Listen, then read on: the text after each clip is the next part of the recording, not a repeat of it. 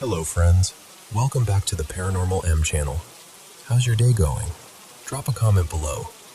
And by the way, thank you so much for supporting the channel and sharing so many of your mysterious experiences with us.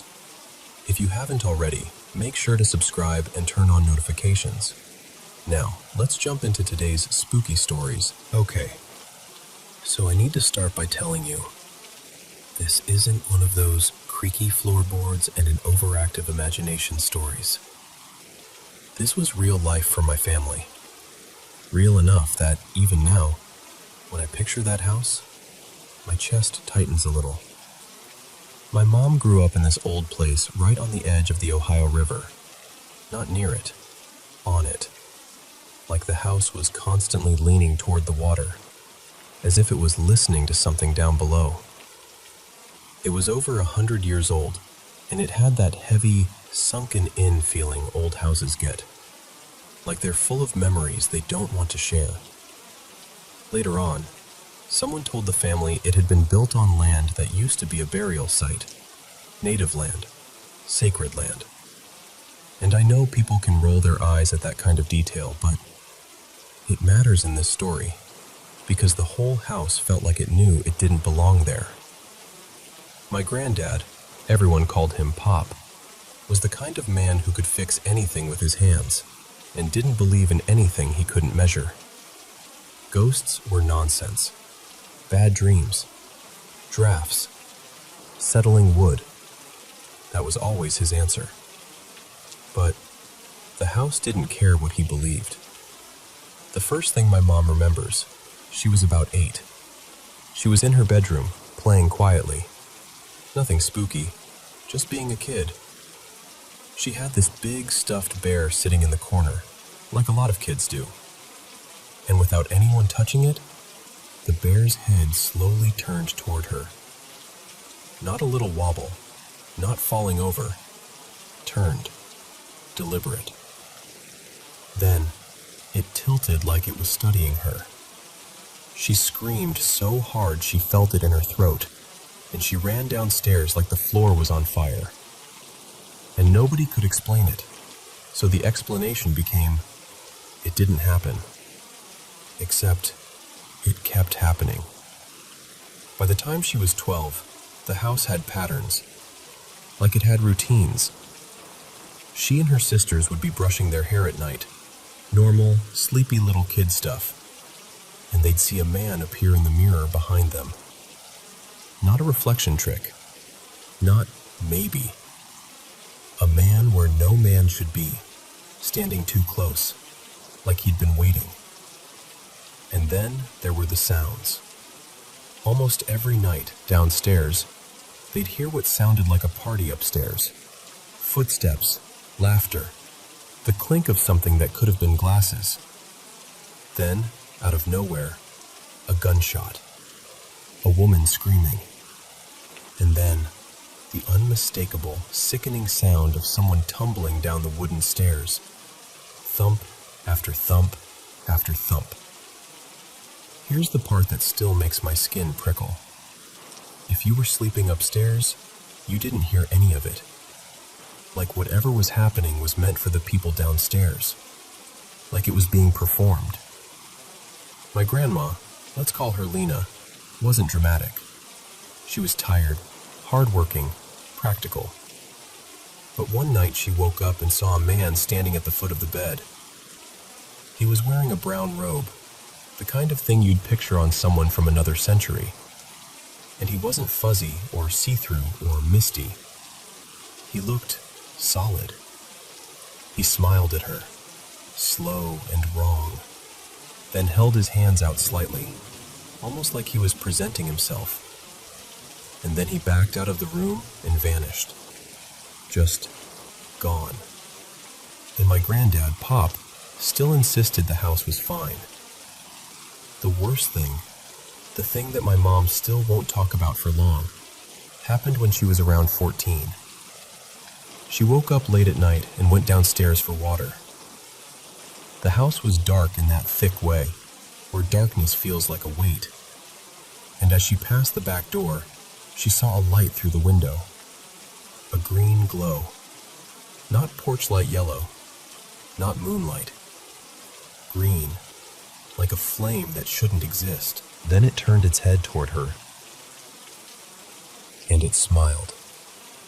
Not a friendly smile, not curiosity. A smile like it was pleased she'd finally noticed it. She couldn't move. She said it felt like time stretched out and pinned her in place. And when she finally found her voice and screamed, that thing lunged, ran straight toward the house. My grandparents came running, and my mom bolted into them, shaking so hard she could barely breathe. To this day, if you ask her what she saw, she'll tell you, flat out, that she looked into the devil's face. Now, my granddad was a long-haul truck driver, so he was gone a lot, and I think that's part of why he stayed stubborn about it. He wasn't there for the worst of it, not like the women were. They lived with it daily. The dread wasn't occasional, it was part of the house. Eventually, Grandma Lena moved out. She just couldn't do it anymore. But Pop stayed because he refused to be chased out of his own home. That was who he was, sweet, loyal, and so stubborn it was almost unbelievable. Years later, my mom and her sisters had kids, us. And here's what's wild. Nobody sat us down and said, "Hey, by the way, that house is haunted." They'd just say things like, "We love that place," and then pause, like they were swallowing the rest of the sentence. Or, "Stuff happened there," like it was a weather report. But we went all the time because we adored Pop. He was our safe person, and even though the house was creepy, it pulled at us, like it didn't want to be alone. I used to go over with my sister and 2 cousins. We played in this overgrown field beside the house where the grass was so tall it brushed our faces. We had this game, kind of like hide and seek mixed with calling out to find each other. One late afternoon, we were laughing and running, the grass swaying like waves, when we heard a voice say, low and calm, "The hunter is coming." We froze. We thought it was my cousin, let's call him Eli, because he loved messing with us. But the voice didn't sound like a kid. It sounded older, too steady. We yelled his name. No answer. Then we heard it again, closer this time, like it was right in front of us in the grass. "The hunter is coming." We panicked and sprinted toward the house, and then we stopped cold, because through the living room window, we saw Eli's shadow on the wall. If Eli was inside, who was speaking in the field? We burst into the living room, hearts hammering, and the shadow was still there, until we flipped on the lights. Empty room. No one. We ran straight to Pop's bedroom, and there was Eli, asleep on the bed like he hadn't moved in an hour, while Pop sat watching TV, completely oblivious. We told Pop about the voice, and even though he didn't believe in ghosts, he believed in danger. He grabbed what he kept for protection and went outside, checked the field, walked the perimeter, searched the yard. Nothing. Not a footprint, not a sound. That night, all 4 of us slept on the floor in Pop's room, like a little pile of scared puppies. And the house kept doing what it always did. Shadows shifting down the hallway, soft whispers where nobody stood, and upstairs, that same awful routine. Party noise, gunshot, woman screaming, body tumbling down the stairs. And we stayed anyway, because Pop was there, and we weren't going to leave him alone in that house. There were smaller things too, things that felt almost petty, like whatever lived there enjoyed little power plays. Like when we'd watch horror shows we absolutely shouldn't have been watching, and the old TV, this heavy, clunky thing you had to turn on by hand, would shut itself off, but only during that one show. Every time, we'd scream and run to Pop's room, and the whole cycle would repeat another weekend, another visit, another year. We didn't tell our parents for a long time. We thought we'd get in trouble, Or we thought nobody would believe us. When we finally admitted it as teenagers, my mom and her sisters went quiet. And then they started sharing things they'd never told us. Things worse than what we experienced. And suddenly it wasn't just kids being scared. It was 3 generations of the same house, the same feeling, the same presence. Later, people tried to explain it. The house was ancient. The river was right there. There was even this huge electrical tower built not too far behind the property, close enough that you could see it clearly from the back hill. Some folks said electromagnetic fields can mess with your brain, make you hallucinate, make groups of people feel paranoid or see things. Maybe. But I'll tell you the truth.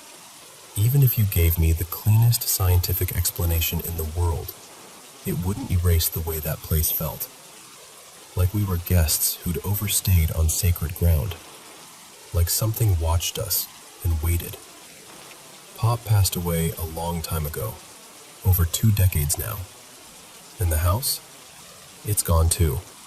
It was torn down years later, and the land got turned into a public park. Sometimes I think about going, standing where the back door used to be, looking out toward the river and just feeling close to him again. But then another part of me remembers that green glow, that voice in the grass, those footsteps above our heads. And I can't help thinking, when they dug up that land, when they broke the house apart, what if something that had been trapped there finally got loose? People say spirits don't forget. And honestly, I don't think that house ever did.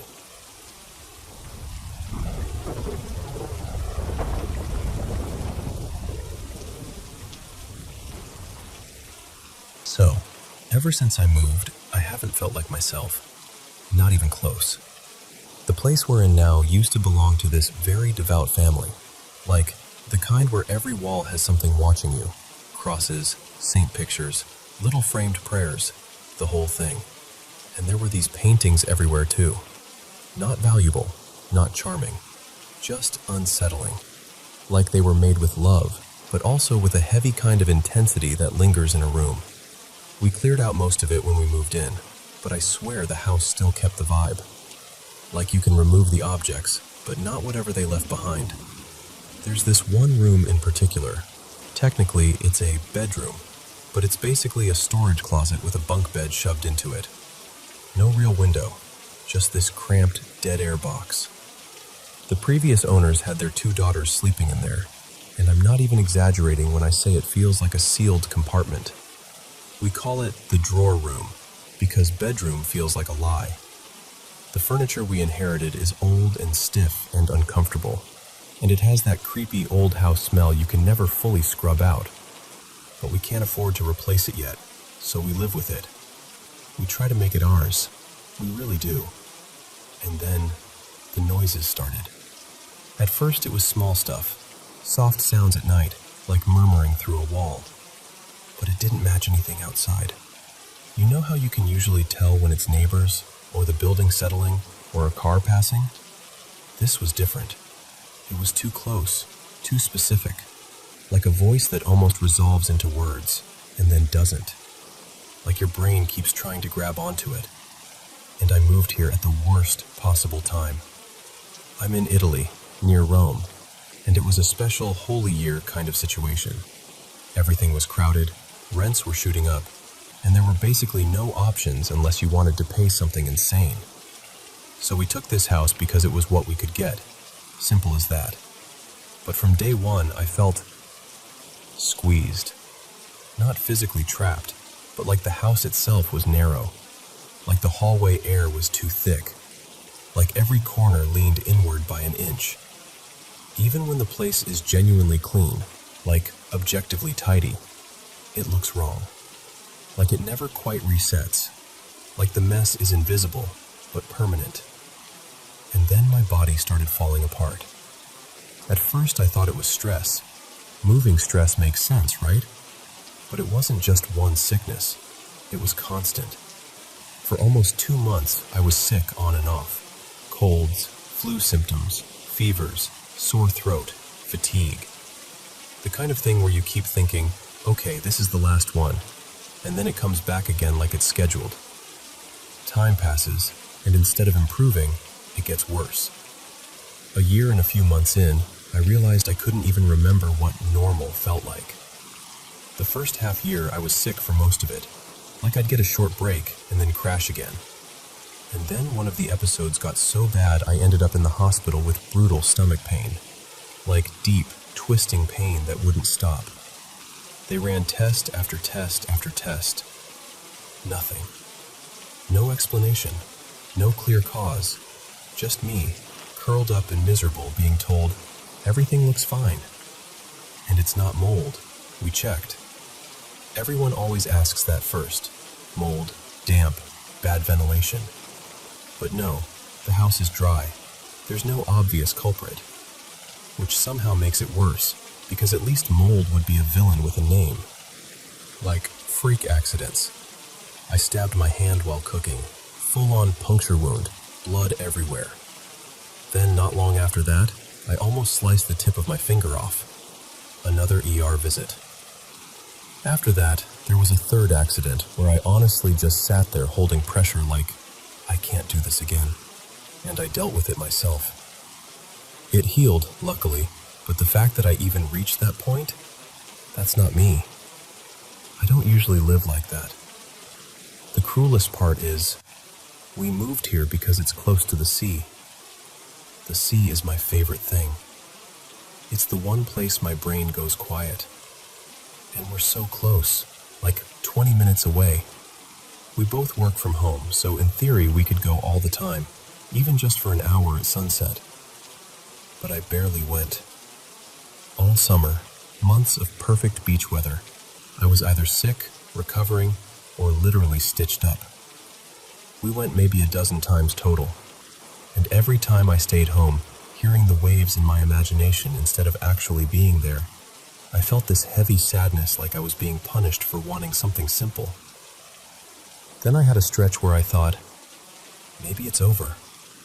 A couple of good months, I started to hope again. And now it's back, only different. It started as these unbearable headaches, like pressure behind my eyes. Then my jaw started hurting, then my teeth, then my ear, like the pain couldn't decide where to live, so it just kept moving around. I'd have a few okay days and then get slammed again. Nausea, vomiting, diarrhea. Like my body is doing this exhausting cycle where it barely lets me breathe before dragging me under again. And every test says I'm fine. I'm in my 20s. Before this house, I'd been to the ER maybe once in my entire life. Now it's multiple times in a short span, and there were at least 2 more times I probably should have gone but didn't, because I'm tired of being looked at like I'm a mystery that isn't worth solving. Even my dog changed here. He's more reactive, more alert, more jumpy, like he's constantly listening for something I can't hear. I tell myself it's just a new environment, new smells, different routines, but in my gut, it doesn't feel that simple. And I know how this sounds. I do. But I genuinely feel like this house doesn't like me. Like it's rejecting me. Like it's pushing back. Like it's pressing its thumb into my life until I'm too exhausted to fight it. My partner, Lena, eats the same food I do, lives in the same rooms, breathes the same air. She's fine. She gets tired sometimes, normal stuff, but she's not constantly sick. So it's not food poisoning, it's not something we're both exposed to, not in any obvious way. It feels aimed. And I hate myself for even thinking that. And then there are the little things. Electronics turning on and off with no input. Lights flickering when nothing else is happening. A charger that works one day and not the next. Stuff that could totally be old wiring, totally explainable, except it always seems to happen when I'm already overwhelmed. Like the house is adding one more tiny insult just to remind me it can. I'm constantly in pain or discomfort, and nothing shows up on paper. No proof, no neat diagnosis, just this grinding, never-ending sense of wrong. So I'm asking, quietly, honestly, has anyone ever felt like this? Like a place can get under your skin? Like you're losing your mind, but you're also not, because your body is the one screaming first.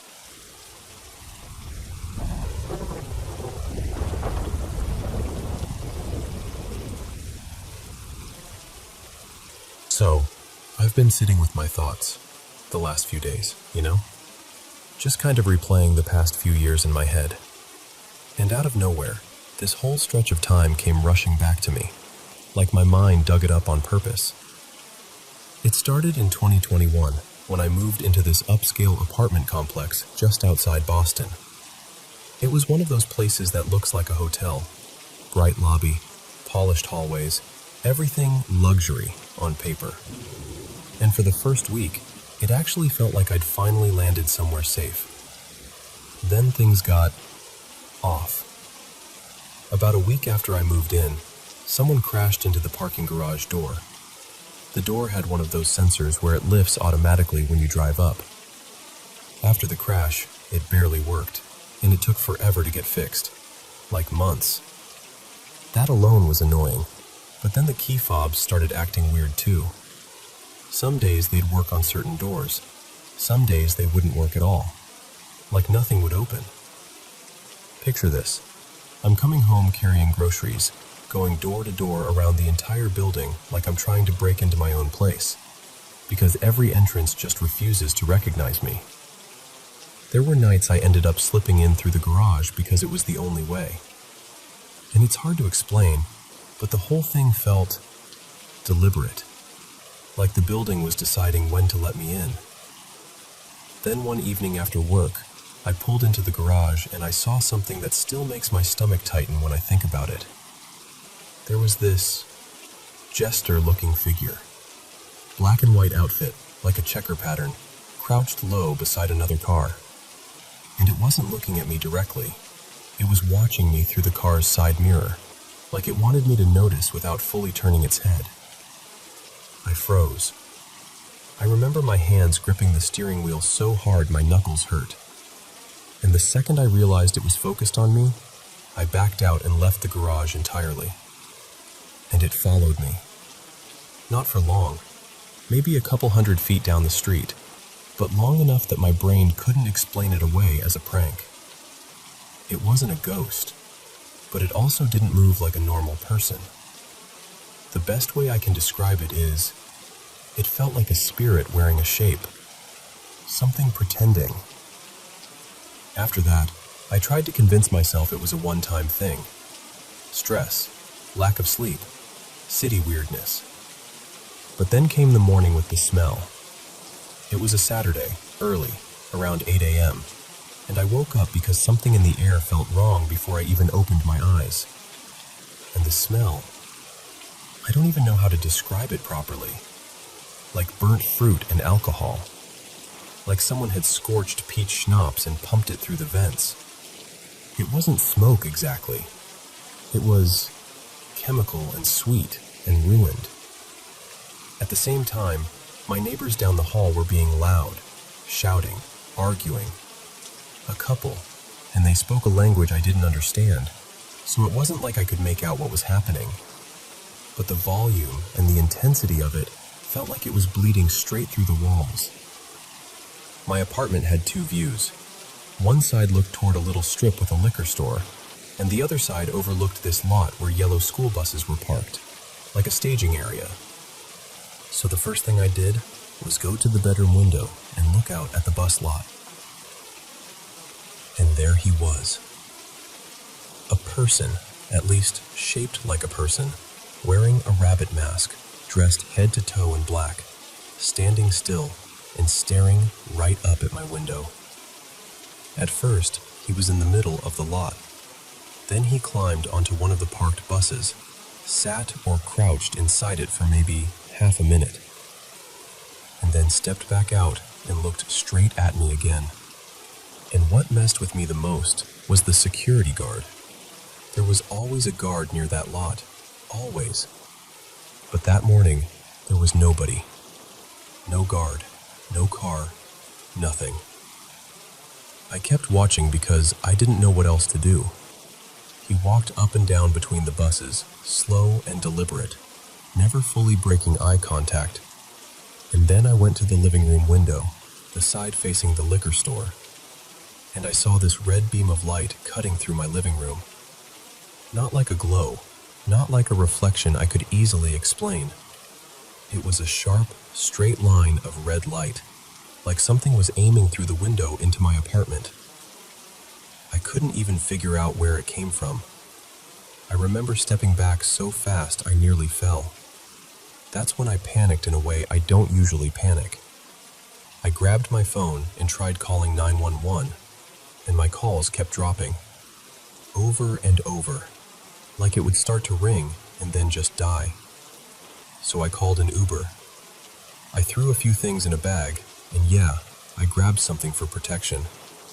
Not because I wanted to do anything, but because my body was screaming at me that I wasn't safe. I took the Uber to a casino a couple hours away and stayed there for a few days, because it was the first place I could think of that had cameras, people, lights, something solid.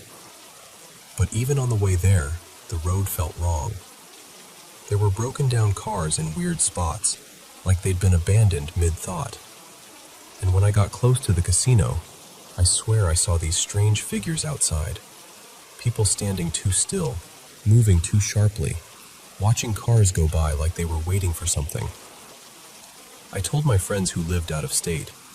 I told them everything. Most of them didn't believe me. You know that feeling when you can hear someone's doubt through the phone?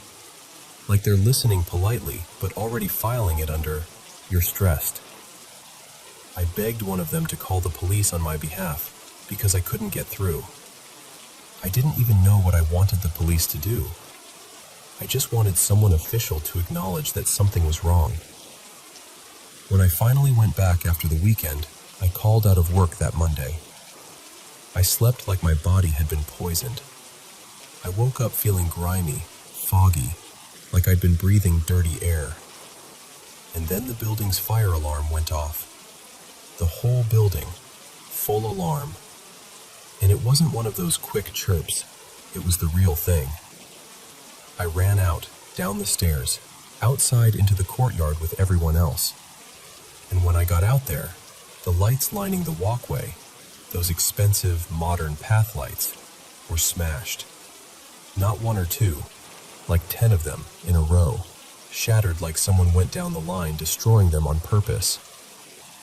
I called the management office, and they told me the fire alarm was just an electrical issue. An electrical issue. Like that explained everything. And then a wave of new tenants moved in, all at once. I don't mean like a few people over a week. I mean it felt like an entire floor changed over in a day or two. Moving trucks, unfamiliar faces, non-stop activity. It gave the building this strange feeling, like the atmosphere shifted. That summer, I went on a run one morning and got startled near a railroad crossing, because I felt something shove me. Not a bump, not me tripping. A push, right before the crossing, like a hand in the center of my back. I stopped so fast my shoes scraped. My heart was pounding. I looked around and there was nobody close enough to have done anything. After that, I changed my route completely. And during that same period, I started noticing people everywhere who just didn't seem right. Like I'd go into a cafe or a restaurant, and there would be groups of people moving in these unnatural ways. Too synchronized, too stiff, like they were acting out what they thought normal looked like. They'd talk in this odd cadence, laugh half a second too late, turn their heads too sharply, stare too long. It sounds dramatic, but it felt like watching something imitate humans without really understanding how humans work. Eventually, I got a better job and moved away. And I remember thinking, okay, that chapter is over. I'm not going to carry this with me. But about a year after I moved, I was talking to a friend. His name was Marcus, who had moved into that same building around the same time I did. He told me he'd been reading posts online about people in that city being murdered over the years, and that the investigations always went cold. He said the rumors went back decades. And then, a year after that conversation, Marcus was murdered in that same city.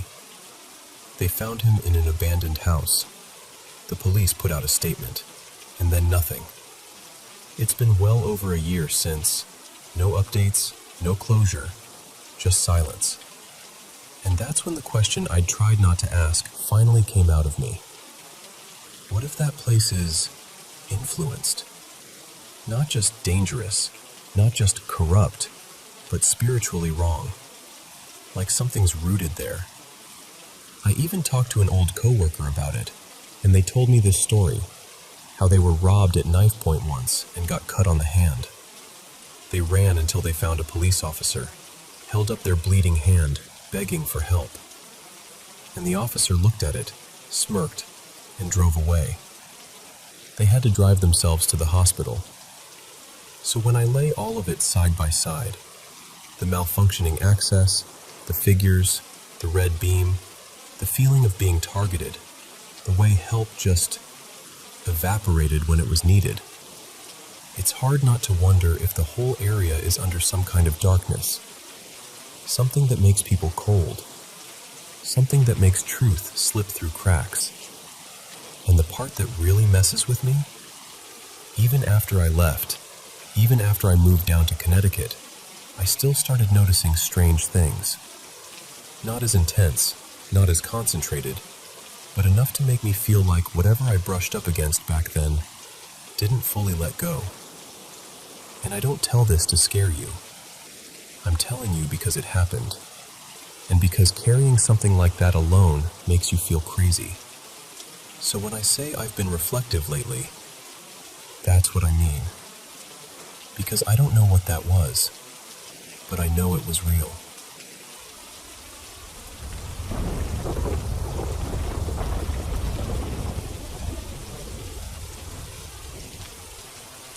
So, I should probably start by telling you where I'm coming from. I'm a neurodivergent young adult, early 20s, and I'm usually the kind of person who tries to explain things logically before I let them get mystical. But one night, somewhere around late autumn, like October drifting into November, I had this dream that didn't feel like a dream. It felt administered, like my brain had been gently put into a mode I didn't recognize. I woke up in this room that was almost aggressively white.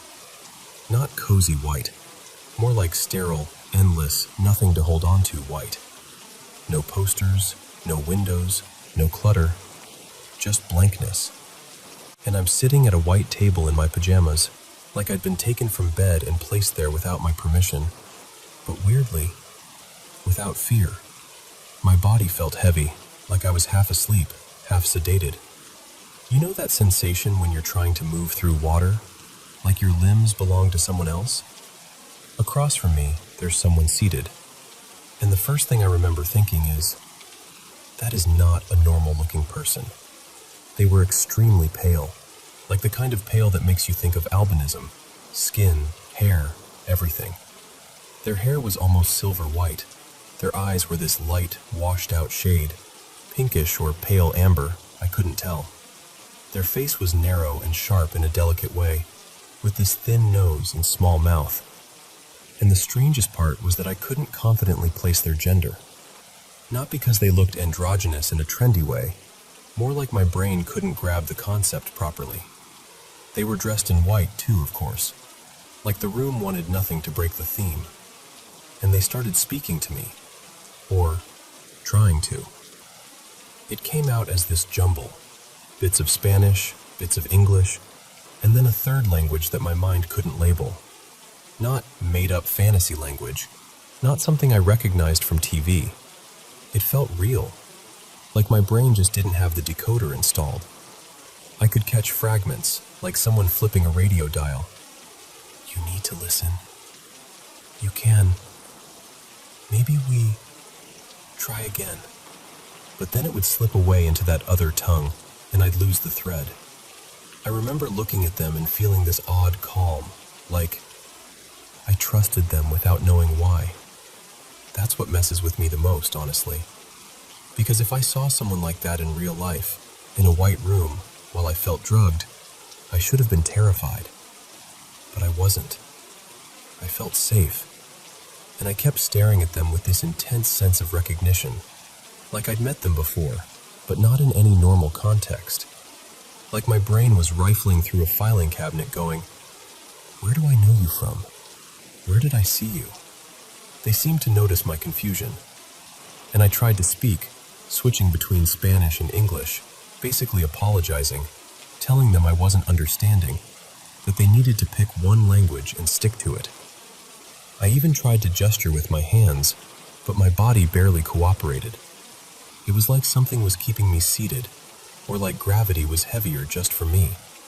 The person, let's call them Evo, because my mind refuses to keep calling them the figure. Evo looked frustrated, not angry, more like someone trying to explain an important idea to a child who doesn't have the words yet.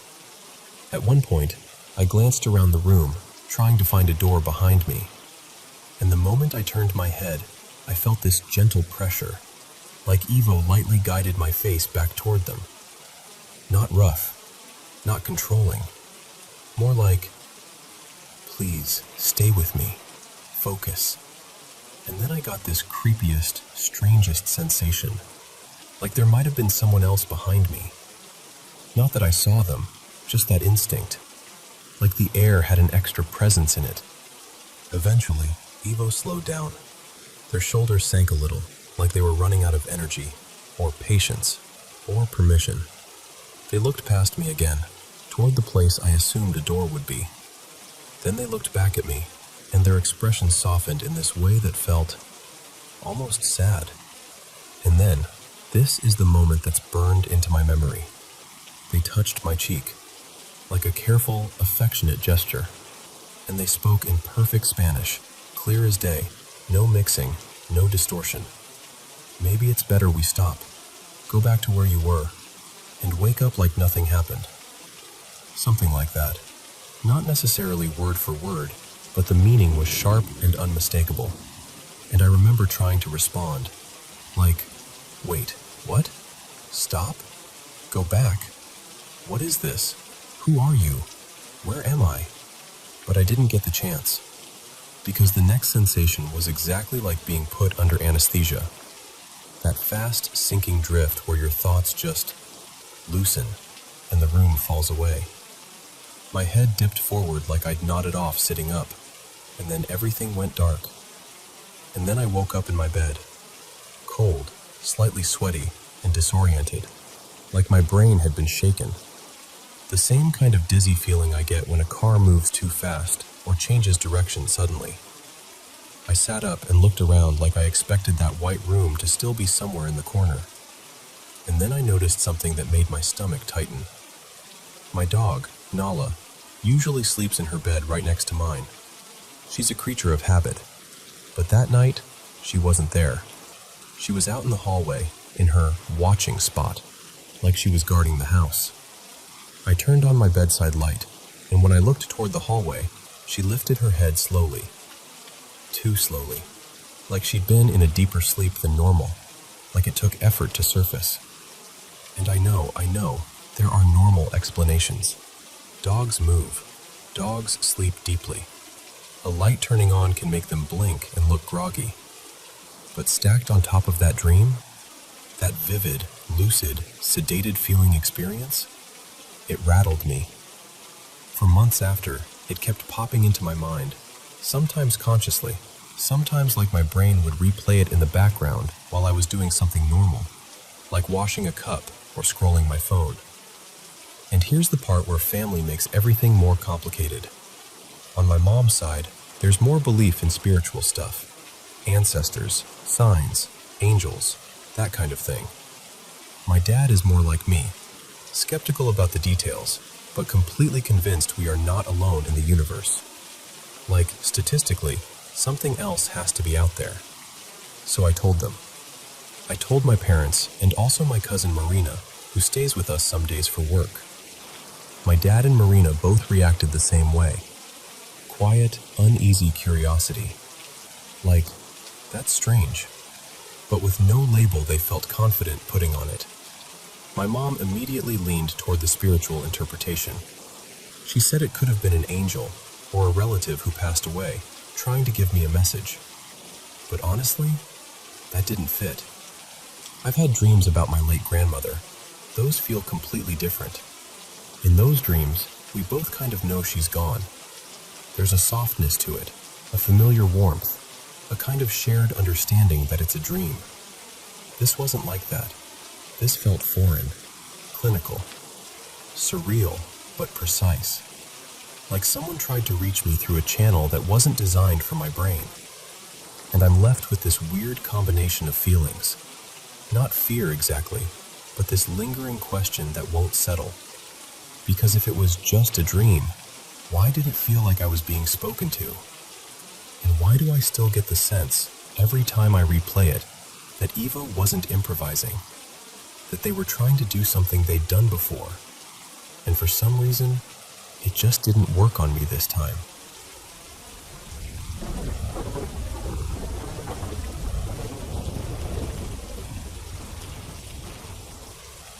So, I have to tell you what happened the other night, because it's still messing with my head a little, and I genuinely don't know if this was a freaky phone glitch or something I can't really explain.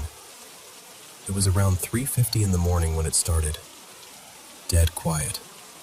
My husband, Evan, and I were asleep in our bedroom, and I woke up out of nowhere because of this obscenely loud snoring. Like, the kind of snoring you'd expect from a full-grown man passed out on a couch after Thanksgiving dinner. At first, I honestly thought it was Evan. I reached over and nudged him, kind of half asleep and annoyed. But when I did, he startled awake too, like he hadn't been snoring at all. And the weirdest part was, the snoring didn't stop. We just laid there for a second, both awake now, staring at each other in the dark, while this snoring kept going like it was happening right next to the bed. Our first thought was our dog, Miso. She's a little terrier mix, and she'll do a tiny snort sometimes, but never anything remotely like this. Still, we whispered her name, like, Miso, hey, shh, expecting her to be right there at the foot of the bed. Except, she wasn't. Miso stood up from her little bed across the room, totally silent, ears up, looking confused. And I swear to you, the snoring was still going, steady, loud, and unsettlingly human. No robotic distortion, no crackle, no speakerphone weirdness. Just deep breathing and snoring like there was a stranger sleeping beside us. Evan switched on the lamp, and that's when we realized the sound was coming from my phone on the nightstand. That alone would have been creepy enough, but listen, when I picked the phone up, the snoring got quieter, the same way it does when you lightly jostle a real person and they sort of half adjust. It didn't cut off completely, but it dropped like the source had shifted or moved. My stomach just sank. I unlocked the screen, expecting to see something. A call, a voicemail, a weird app open, a video playing, anything. But there was nothing. No call in progress, no missed calls, no notifications, no media, no recent apps running. Just the normal lock screen like the phone had been asleep the whole time. And the phone was in Do Not Disturb mode. Anything incoming should have gone straight to voicemail anyway. But the snoring kept coming through the speaker, even though the phone wasn't doing anything that should produce audio. And it never switched to the earpiece, just the bottom speaker, like someone was literally breathing into the room through it. We sat there, wide awake, just listening to it, both of us trying to explain it and failing. Finally, Evan said, "Call my phone. Just call me." So I did. I tapped his name and hit call. And the second I pressed it, instantly, the snoring was cut off mid-breath, like someone yanked a cord, and it was replaced by the normal outgoing ringing tone. Like the phone suddenly remembered it was a phone. After that, everything behaved totally normal. No call log appeared that explained the snoring. No notifications popped up. The phone didn't heat up. No weird battery drain. Nothing you could point to and say, "Oh, yep, that was it." But the part that still gets me? Miso. And that's honestly it. That's the whole story. I'm telling you because I want a sane explanation. Some rare telecom glitch, a stuck audio buffer, a weird accidental stream, anything. But the way it sounded so real, and the way it got quieter when I lifted the phone, and the way it stopped the exact moment an outgoing call began, I don't know. I just don't know what to make of it.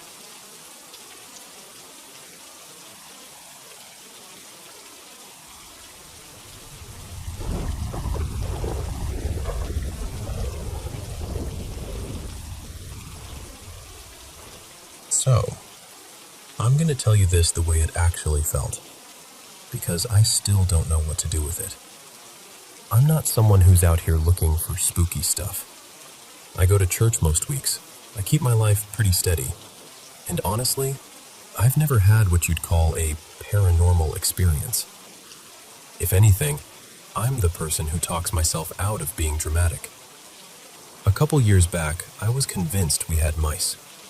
I kept hearing tiny little sounds, and I thought, okay, great, we've got a problem. So I hired an exterminator, this guy named Frank, and he did the full sweep, basement to attic. He found nothing.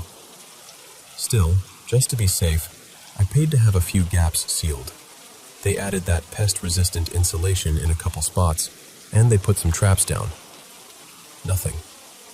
Not a single sign of mice. Not then, not since. But even after that, the house still felt off. Like the air in it doesn't sit right sometimes.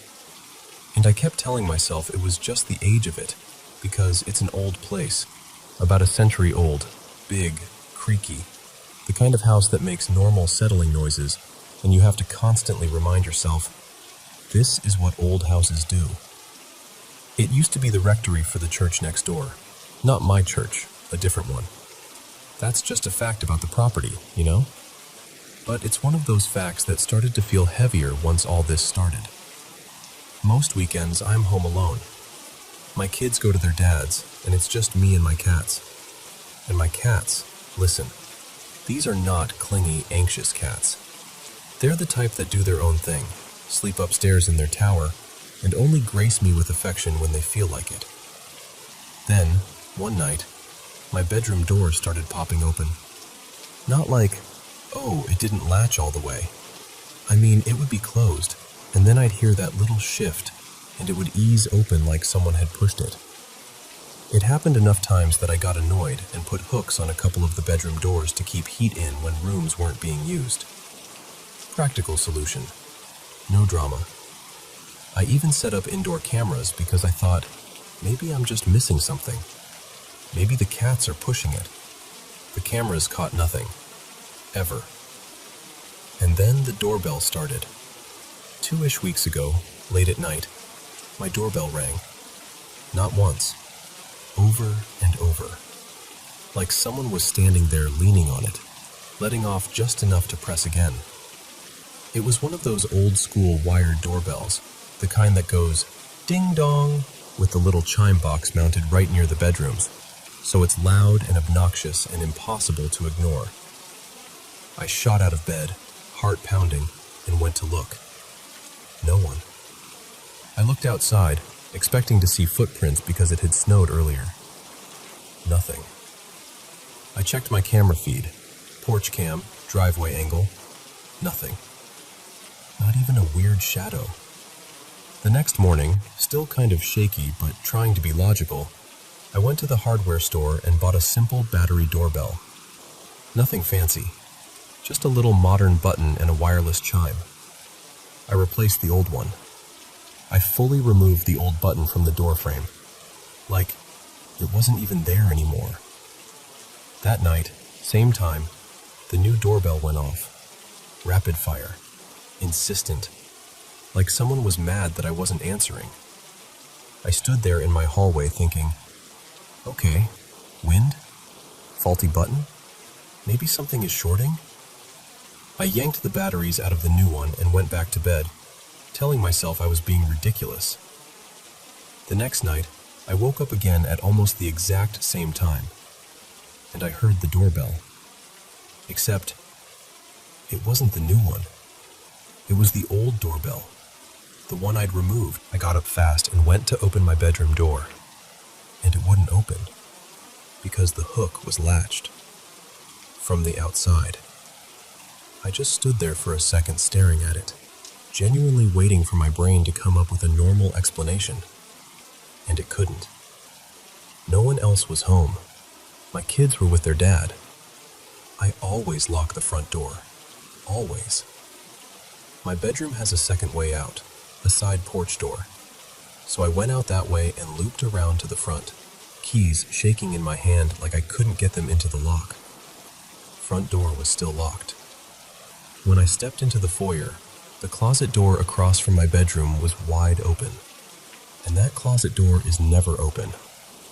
I keep it shut on purpose because there's this massive safe inside it, left behind years ago by the church next door because it's too big to haul out. It's basically the only thing in there, and I have this weird fear one of my cats will somehow climb in or get stuck around it, so I keep the closet closed. Like, I'm strict about it. The closet was open, and no, it can't swing into my bedroom door or pop the latch or anything like that. The handles are on opposite sides. There's no, oh, maybe the knob caught explanation. I checked cameras again. Nothing. No one on either porch. No motion, no footsteps, no cars. Nothing. I stayed up most of that night, just sitting there with my house feeling too big and too quiet. Even my cats wouldn't come downstairs. They stayed upstairs like they were refusing to cross some invisible line. The next night, I tried to be brave and normal. I left my bedroom door cracked and put a small heater in there for warmth, trying to convince myself the hook thing was a fluke, and I'd just gotten myself worked up. Then it happened again. 2:41 a.m. And this time, this is the part that makes me feel insane. Both doorbells went off. The new one and the old one at the same time. Like the house was making a point. I got up, ripped the batteries out of the new one, and I grabbed a screwdriver and went to the chime box on the wall, the old one. I popped it open and disconnected what I could, pulling a wire loose so there was no way it should be able to chime again. I didn't even know the correct term for what I was yanking off. I was just thinking, stop, stop, stop. While I'm doing that, I hear the hook on my bedroom door start to rattle. Not a gentle wiggle, a deliberate rattle, like someone testing it. I turned my head in time to see the hook jump up, pop free, and the door ease open. I finished what I was doing, walked over, hooked it again, and, this is embarrassing, but I said out loud, half joking, half daring the air, okay, do it again. I turned away to put the screwdriver down. I took maybe 3 steps, and I heard the hook pop. I turned back and watched the door swing open, and then it slammed shut. Not a draft, not a gentle click, a slam that shook the frame. Upstairs, my cats went absolutely feral. Hissing, growling, that low, angry sound cats make when they feel cornered. They are normally the calmest little creatures, and I've never heard them sound like that in my life. The next night, my kids came home, and I didn't tell them. I didn't tell their dad either. I didn't want to scare them, and honestly, I didn't want anyone thinking I was losing it. But then my daughter, Mila, came downstairs in the middle of the night and said she heard something. I tried to stay casual, like, what kind of something? And she hesitated and said, It sounded like the doorbell, but quieter, like it was far away. There was no doorbell going off.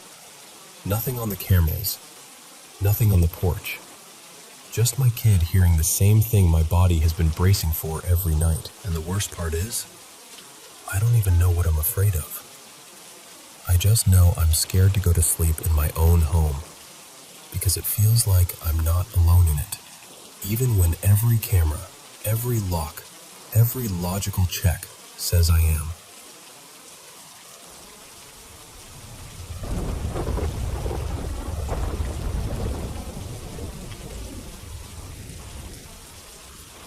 So, let me tell you something that still gives me goosebumps, even though it happened when we were kids. It was a Saturday morning, the kind where you wake up way too early on purpose because cartoons are basically sacred. My brother Callum and I came padding downstairs in our socks, half asleep but laser focused on the TV. We plopped ourselves in the living room, all cozy and smug, and that's when we noticed something odd. Our mom's car wasn't in the driveway. We could see the whole driveway from this big front window, like a perfect little lookout spot. So it wasn't a maybe it's there situation. It was just gone. We figured Mom had popped out to one of those early morning church prayer meetups she sometimes went to with a friend, and she'd be back any minute. No big deal. So we went back to cartoons. A little while later, we both heard it. That unmistakable sound of tires crunching on gravel.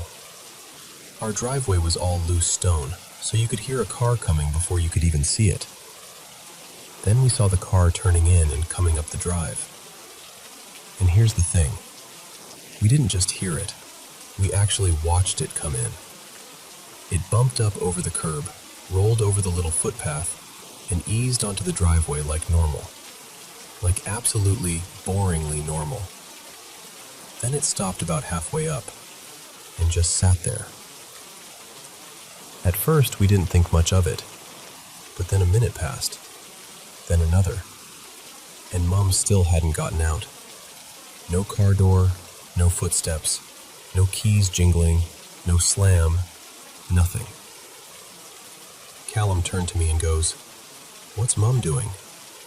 And I remember shrugging like, I don't know, maybe she's on the phone? But even as I said it, something felt off. Because if you're parked in the driveway and your kids are visible in the front window, wouldn't you wave? Wouldn't you come in?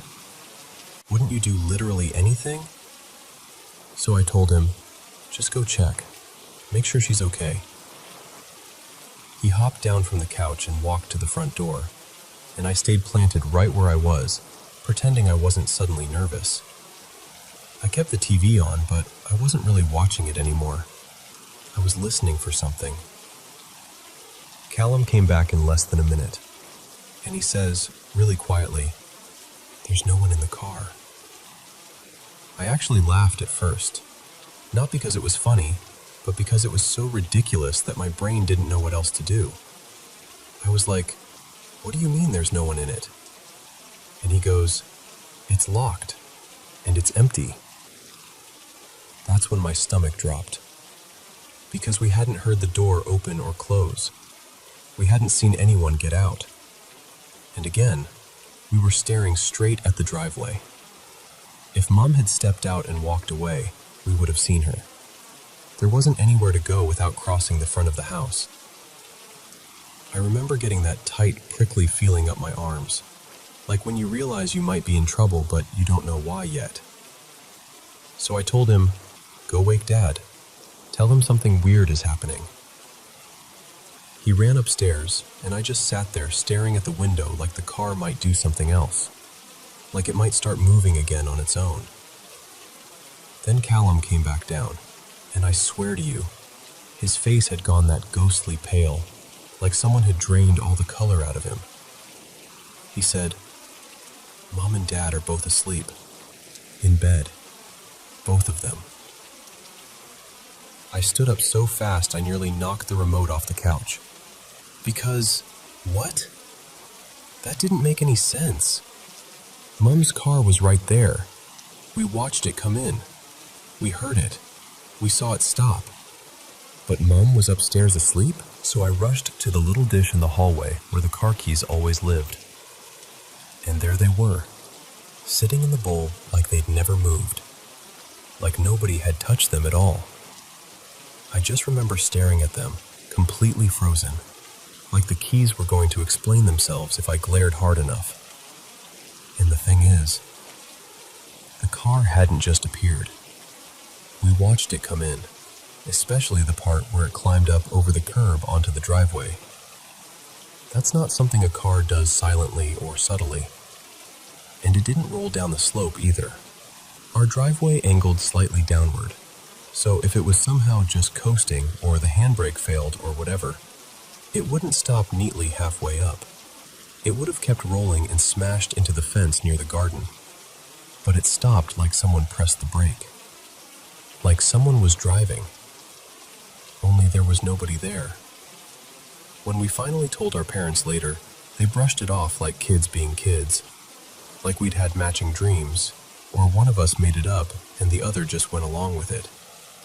But Callum and I have talked about it more times than I can count, even years later, and we both remember it the same way. Honestly, I know how it sounds.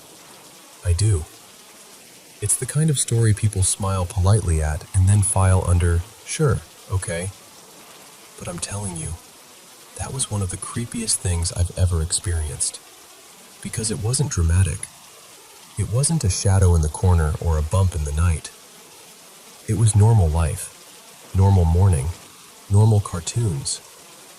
Right up until the moment we realized the car that came home had no one inside it.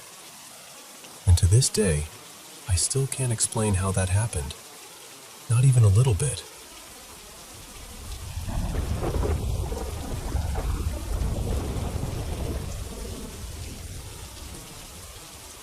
So, this happened back when I was in 10th grade, right in the middle of exam season.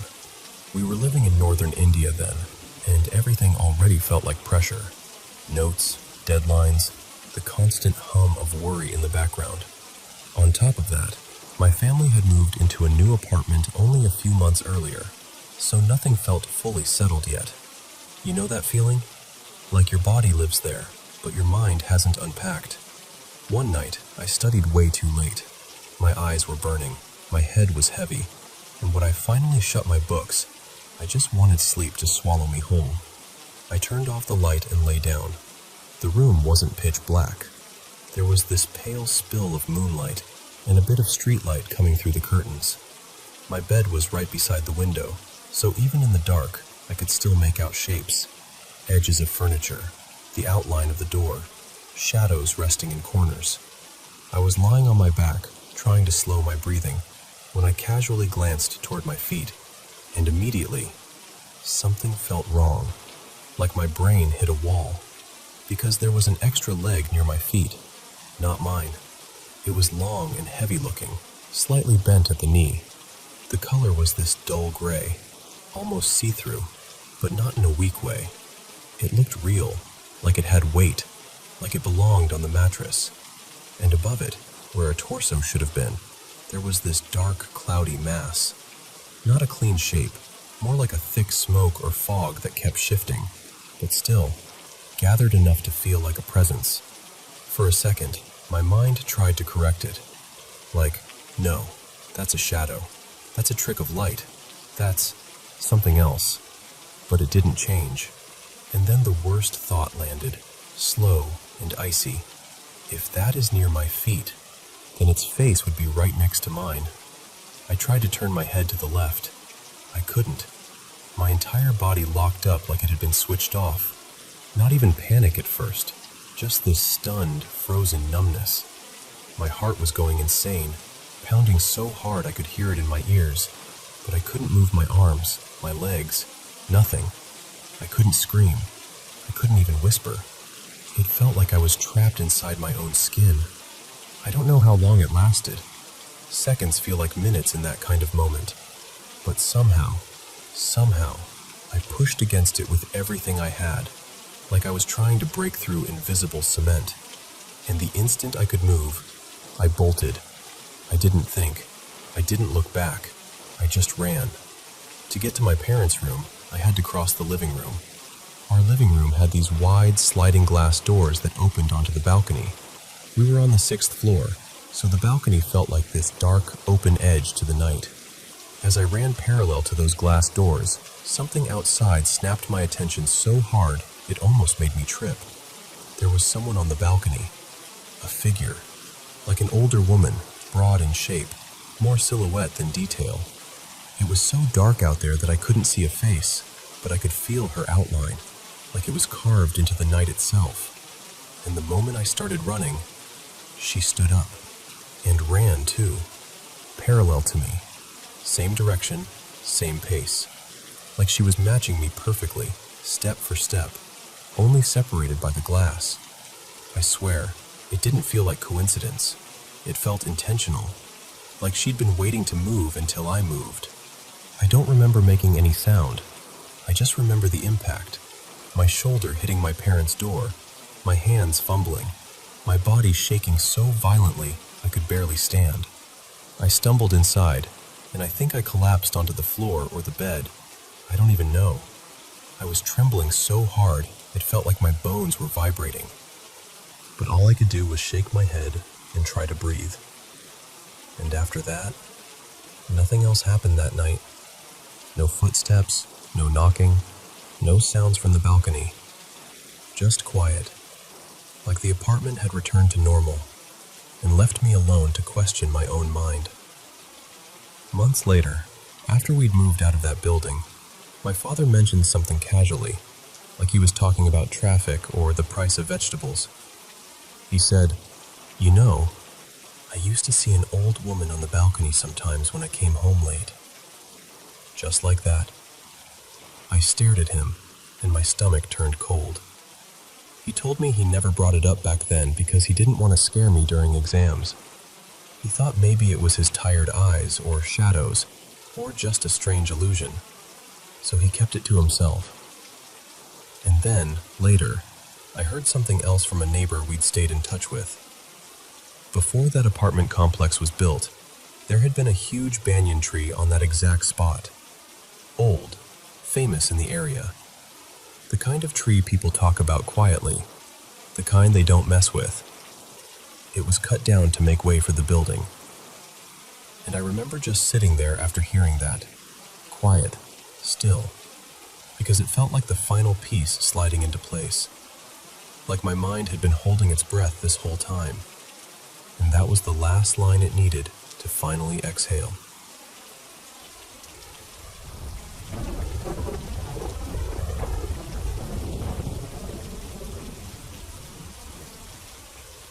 So, let me take you back to 2018, when I was living in Utrecht, sharing this slightly creaky old apartment with two friends, Milo and Jonas.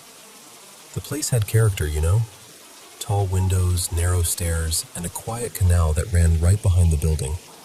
Close enough that if you leaned out from our little balcony, you could see the water sliding past like it had somewhere important to be. Most nights after dinner, Milo had this habit. Nothing big, nothing theatrical. He'd take a tiny pinch of leftovers, like a couple grains of rice, a pea or two, maybe a crumb of bread, and drop it into the canal. Now, we were pretty spiritual back then. Before we ate, we'd offer the meal. A quick prayer, a moment of intention. And Milo's thinking was simple. If the food is offered with love, then whoever receives it benefits. Fish, ducks, whatever. In our tradition, sanctified food, prasadam, is meant to uplift consciousness, no matter who gets it. So in his mind, that little nightly offering was a small act of compassion, like feeding unseen neighbors. And honestly, it just became part of the rhythm of the house. Dinner, cleanup, Milo stepping out for a second, water rippling. Done. Then Milo went away for a while, about 10 days, I think, visiting his sister up north. During that stretch, the routine stopped. It was just me, Jonas, and my partner Leah, who came to stay for the week. We still cooked the same, still offered the food the same way, but no one was tossing that little portion into the canal anymore. And that's when the apartment started to feel wrong. It wasn't like a movie. Nothing jumped out. No slamming doors every 5 minutes. It was subtler than that. Almost worse because of it. The kitchen was the center of it. At night especially, you'd walk in there and the temperature felt noticeably colder, like the air was heavier. And whenever any of us cooked, there was this steady, skin-prickling feeling that someone was standing too close, right at your shoulder, like they were watching what you were doing. Even if you knew you were alone, your body didn't believe it. You'd find yourself turning around, expecting to see someone behind you, and there'd be nothing. But the feeling stayed. Sometimes there were tiny sounds, soft shifting, a kind of slow, breathy presence, like the room was occupied in a way you couldn't explain. What really got me was that the three of us felt it separately. Nobody planted the idea. Jonas mentioned it first, super casually, like he didn't want to make it dramatic. Just, do you ever feel like someone's in the kitchen with you? And Leah, without missing a beat, goes, yes, every single night. And then the physical stuff started. Random headaches. That heavy, drained feeling in your limbs like you'd slept wrong. But it would hit specifically after spending time in the kitchen. Standing there too long felt exhausting. Being in there alone started to feel genuinely scary, like you were doing something you weren't supposed to be doing. And then came the little incidents. The kind that, on their own, you could shrug off. But stacked together, night after night, they start to feel like a pattern. The fridge door was open when none of us remembered touching it. We'd hear the soft thump of it opening and closing when we were in the living room. Leah dropped her fork mid-bite once, like her hand just let go for no reason. Jonas swore he heard utensils clinking in the sink when the kitchen lights were off, and nobody was in there. Always the kitchen. Always. So I said, out loud, kind of sharp, kind of daring, all right, if someone's actually here, give me a sign. Right now. And I swear to you, instantly, the entire right side of my body reacted like it had been plugged into ice. Every hair stood up. Not gradually. Not, oh, maybe I'm imagining it. It was immediate. Like a cold electric ripple shot from my shoulder, down my arm, and into my ribs. I froze in place. At the exact same moment, Lee inhaled like she'd been startled and rubbed her shoulders, saying she felt this pressure, like hands hovering just behind her. And Jonas's face went pale and he said, it's hard to breathe in here suddenly. We all looked at each other with that same expression, like, okay, it's not just me. And the strangest part was this. It didn't feel violent. It wasn't rage. It felt desperate. Hungry, but not in the normal sense. Like something had gotten used to receiving a little offering every night, like clockwork, and then it stopped. And whatever it was didn't know how to ask. It just pressed closer. That's the best way I can describe it. Not attacking, pressing. We didn't try to be heroes after that. We got practical. We started chanting mantras in the apartment, softly at first, then more steadily. We left lights on in the kitchen at night. Lee put up a couple of spiritual images we'd brought with us. Nothing fancy, just things that made the space feel protected, anchored. And over the next few days, the heaviness started to loosen, like the apartment could exhale again. When Milo came back, we told him everything, every detail, all of it. And he didn't laugh. He also didn't get scared. He just listened, really quietly, then nodded like it made a kind of sense to him. He said something like, I always did it with compassion, but maybe I wasn't being conscious enough about the prayer. That night, after dinner, he did it again. Took a tiny portion of prasadam, stepped out, and this time he paused. He actually prayed, deliberately, that whoever received it, seen or unseen, could be helped, could be uplifted, could find peace. And after that, nothing. No cold pocket in the kitchen, no hovering feeling, no weird sounds, no headaches. The apartment felt light again, like the walls were friendly. Milo kept doing the offering most nights after that, and the rest of the time we lived there, almost 2 more years, the place stayed calm. It honestly felt like everything was finally in balance again. Us, the space, and whatever or whoever had been lingering by that canal, waiting for something small but meaningful.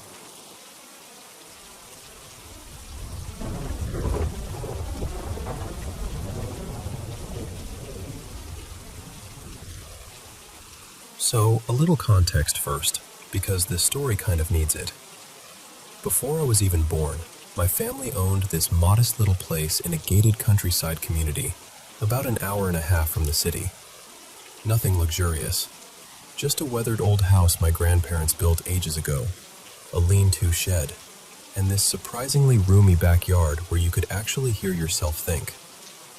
It was our summer escape, the place we'd go when the city started feeling too loud and too close. Every single summer break, from the time I was a baby until I was about 15, I stayed there with my grandma, Marta. And when I say I was there from the start, I mean from the start. My parents brought me out there before I could even walk properly. That house is wrapped around some of my earliest memories like a scent you can't quite name. And the most important detail is this. Our land sat right on the edge of a forest. Not near a forest. Not a short walk from one. I mean, you stepped out into the yard and there it was. Dark, crowded trees pressed up like a wall at the edge of the world. Between our fence and the forest was a narrow dirt lane, then another tall fence that surrounded the whole community. So it was like our house, our fence, a strip of road, and then this forest that just waited there. We sold that place about 6 years ago, moved somewhere brighter and more convenient. A better location, better everything. And yet, I still carry that forest with me. Because from the very first memories I have of that place, I was terrified of that particular stretch of woods. And I don't mean kids are scared of spooky trees at night, terrified. I mean a fear that didn't make sense even to me, a fear that felt older than my own thoughts. It only happened at night. During the day, I was fearless. I ran all over those fields, climbed around, got dirty, got lost, found my way back. But as soon as the sun dropped and the windows started turning into black mirrors, something changed inside me. When I was really little, the fear was so strong I wouldn't go near uncovered windows. If the curtains were open, I'd keep my distance like the glass itself could hurt me. And the worst part was that I couldn't explain it to anyone without sounding ridiculous. Because what do you even say? I don't like the forest. No, it wasn't dislike.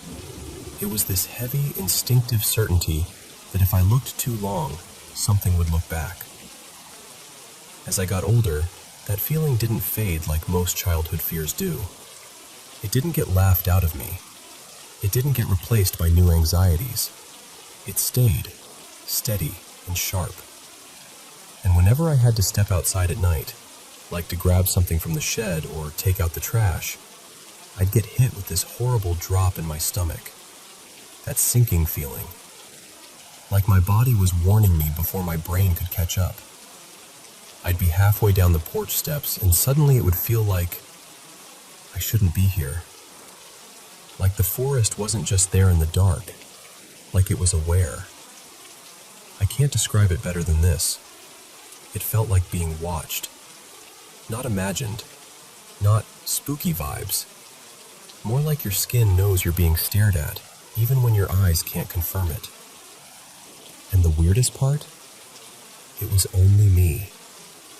My grandma never felt it. No one else did. My family could sit outside at night, chatting like it was nothing, while I was trying to act normal through a pounding heart. I didn't want to be the dramatic kid. I didn't want to be the one who made things up, but I wasn't making anything up. And yes, during the day, I explored that forest too, the exact patch that haunted me at night.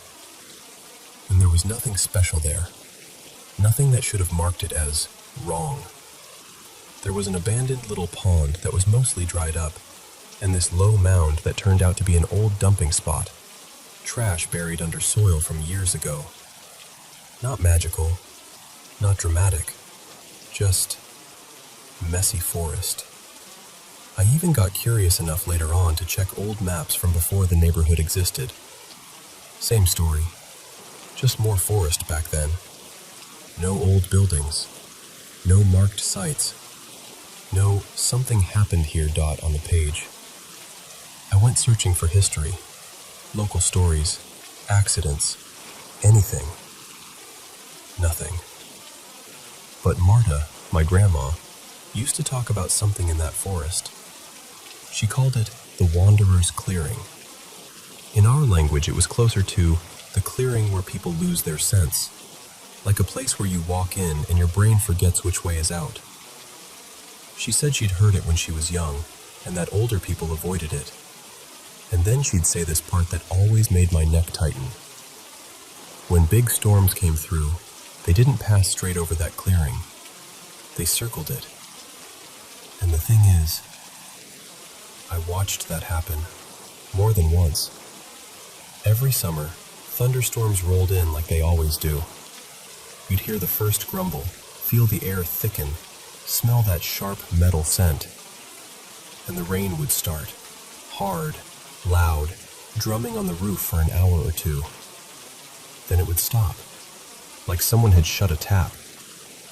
The clouds would drift off, the world would brighten again, and you'd think, okay, it's over. And then, later, it would come back.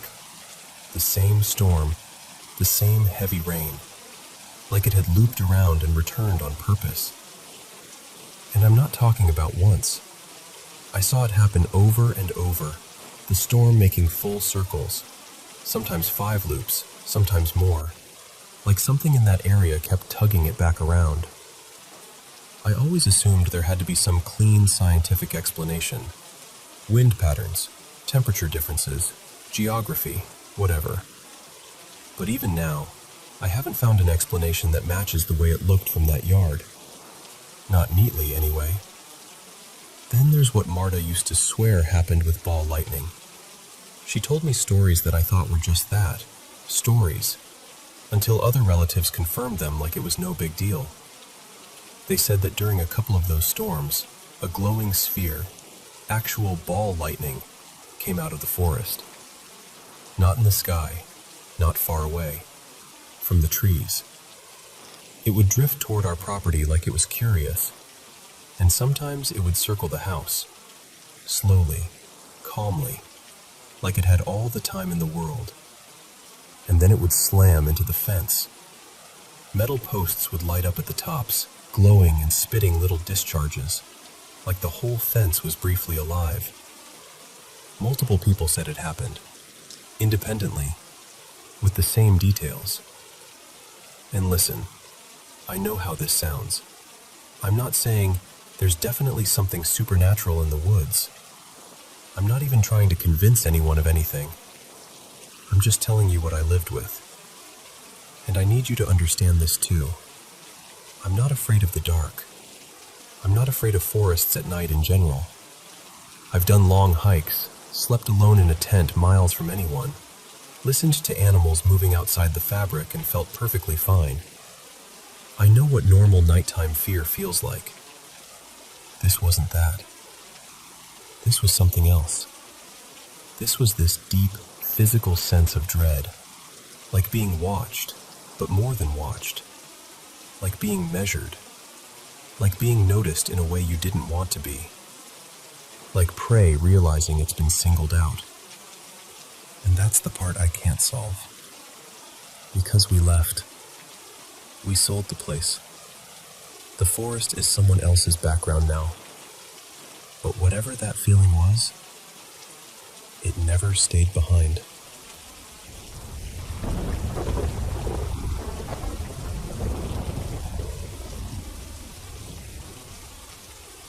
So, I'm a 40-year-old bloke from the UK, and for as long as I can remember, weird things, the kind you can't quite explain, have had a habit of orbiting my life.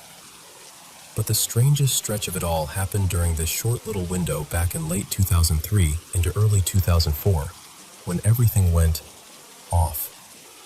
Like reality was just a touch out of alignment. To understand why I ended up where I did, you've got to know my parents weren't exactly the warm and fuzzy type. They weren't addicts. They weren't violent. They were just absent.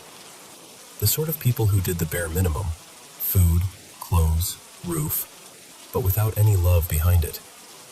And once you were old enough to function on your own, they acted like their job was done. So when I was 18, not long before my birthday, they decided they were moving across the country. And I still remember my mom standing in my doorway like she was telling me the weather.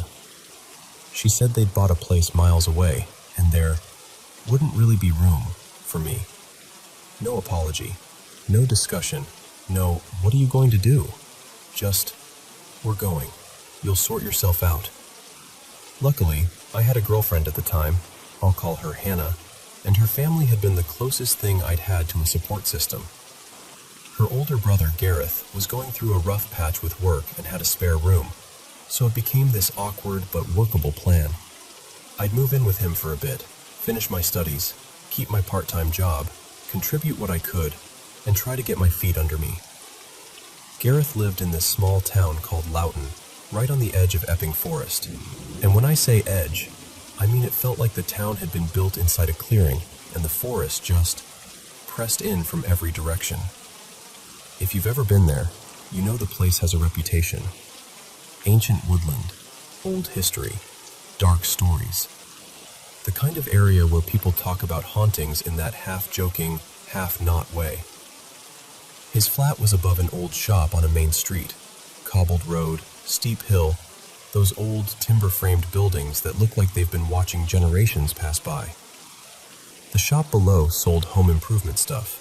Windows, doors, that sort of thing, which always made me laugh because the building itself still had these old leaded panes that couldn't be replaced because of conservation rules. To get into the flat, you didn't go in through the front like you'd expect. You crossed this little back drive, and the front door was actually at the rear. Inside was a long, windowless corridor. On the right, first a utility room, then the bathroom. At the very end, a small kitchen and a staircase up to the main living space and bedrooms. It felt like the layout had been cobbled together by someone trying to make a shop building behave like a home. Upstairs, there were 2 big bedrooms and a generously sized lounge. Gareth had a teenage son, I'll call him Lewis, who stayed between Gareth's place and his mum's. No fixed schedule, more like he turned up when he felt like it, and Gareth just rolled with it.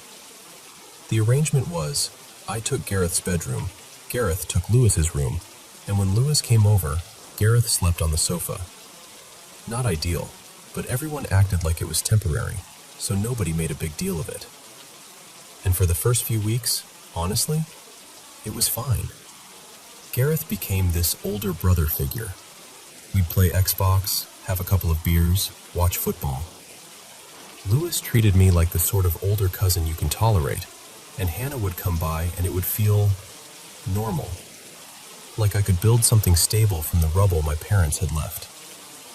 But then the flat started to feel wrong, and you never felt alone there. Even when you were the only person in the flat, you'd get that weird certainty that someone was nearby. Not imagination, not paranoia. That instinct humans have when there's another presence in the house. Except you'd turn corners and find nothing. I can't remember the exact first thing that happened. The order of events gets fuzzy. But one early moment still plays in my head like a clip from a film. I was alone in the flat one day, rare quiet gap between college and work. I went downstairs to use the bathroom and do laundry. As I came out into that hallway, I caught this waft of Hannah's perfume. And it wasn't subtle. It was her. The exact scent. I remember thinking maybe it was on clothes in the laundry basket, So I carried it down the hall to the utility area, loaded the machine, turned, and I saw her. Just for a second, the back of her, walking the way from me down the corridor toward the kitchen, like she'd just come in and was heading upstairs. So I called out, casually, like, "On?" Nothing. I called again. Still nothing. I followed, because why wouldn't I? I watched her turn right into the kitchen area by the stairs, and when I stepped into the kitchen a moment later, no Hannah. But the cupboard where Gareth kept that plastic bag full of plastic bags, you know, the one every household seems to have, was open, and the bags were strewn across the floor like someone had yanked them out in a hurry. I stood there holding the laundry basket, just confused. I called upstairs. No reply. Went up, checked the lounge, checked both bedrooms. Empty. I was alone. And I remember this moment where my body just went still. You know when your brain is trying to bargain with what it just saw? Like, I definitely saw her. I did. I know I did. And yet there was nowhere she could have gone in the time it took me to follow. I tidied the bags away because what else do you do? And I didn't mention it immediately. I think part of me didn't want to hear myself say it out loud. But a few days later, I told Gareth, and the color drained from his face. He told me something that had happened not long before I moved in. Lewis, apparently, was prone to sleepwalking. Nothing dramatic, just that mild sort where he'd wander, mutter nonsense, sometimes wake up somewhere random and laugh it off the next morning. One night, Gareth woke up and heard Lewis moving around. He lay there at first, waiting for the usual. The shuffle, the door, then silence. But instead, he heard Lewis open his bedroom door and go downstairs. A bit of time passed, and Gareth decided he'd better check on him. So he went down into that long, dark hallway and saw Lewis standing at the far end, just staring into the utility room. And here's the detail Gareth couldn't shake. Lewis wasn't wandering or swaying like a sleepy kid. He was still, eyes open, fixed. The utility area didn't have a proper door, more like an open arch, and Lewis was standing right at it, looking into the dark like something in there had his full attention. Gareth told me he felt terrified in a way he couldn't explain. Like every instinct in his body was telling him not to go near his own son. But of course he did, because he had to.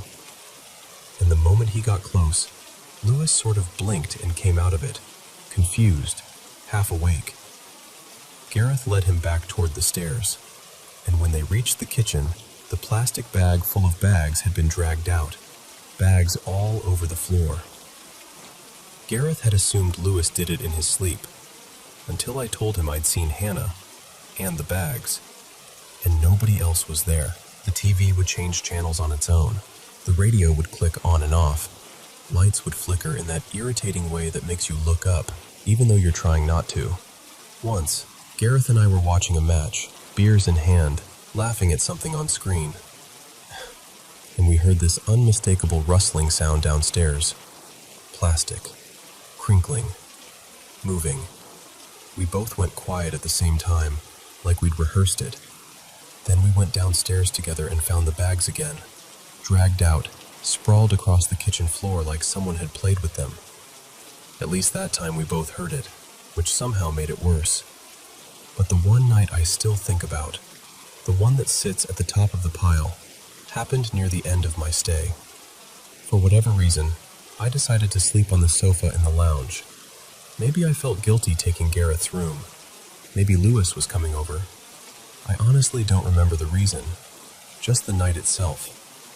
I remember the streetlight glow coming through the old windows, that dull orange wash that makes everything look like it's underwater. I remember the faint chill from the leaded panes. I lay with my head near the arm of the sofa closest to the lounge door, and at some point in the night, I woke up. Not fully, not at first, Just that sudden, sharp awareness that pulls you up from sleep like a hook. And I heard this sound. I've never been able to describe it properly. The closest I can get is, imagine the sensation of pins and needles when your foot goes numb, but translated into a noise. A thin, high, prickling kind of ringing. Not loud, just invasive. And then I knew.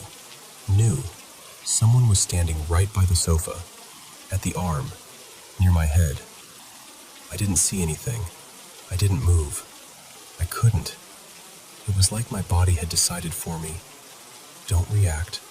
Don't breathe. Don't give it anything. The cold was intense. Not just the room being chilly, but that deep cold that feels like it's inside your chest.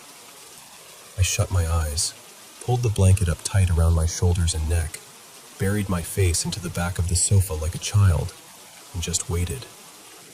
I remember silently begging whatever it was to leave. Eventually, I must have drifted off again, because the next thing I remember is morning light, and that weird embarrassment you feel after a night like that, like you've done something wrong just by being scared. A few months later, maybe 3, maybe closer to 4, I moved out into my own place like I'd planned. Hannah and I didn't last, not long term. We split a couple of years later, like a lot of young couples do. And over time, I lost touch with Gareth and Lewis too. But I've been thinking about that flat recently, about that corridor, the smell of perfume that wasn't there, the bags, the cold, that sound in the night. Because the truth is, this wasn't the first strange thing that's happened around me, and it wasn't the last. Hey everyone, welcome back to the Paranormal M channel. I'm so excited today, and even more excited to be here sharing paranormal stories and experiences from around the world. Drop a comment and tell me where you're watching from, and feel free to send in your own paranormal experiences too. Alright, let's jump into today's stories. And before we start, make sure to subscribe and turn on notifications so you don't miss the latest uploads. Ready? Let's get into it. Okay, so listen.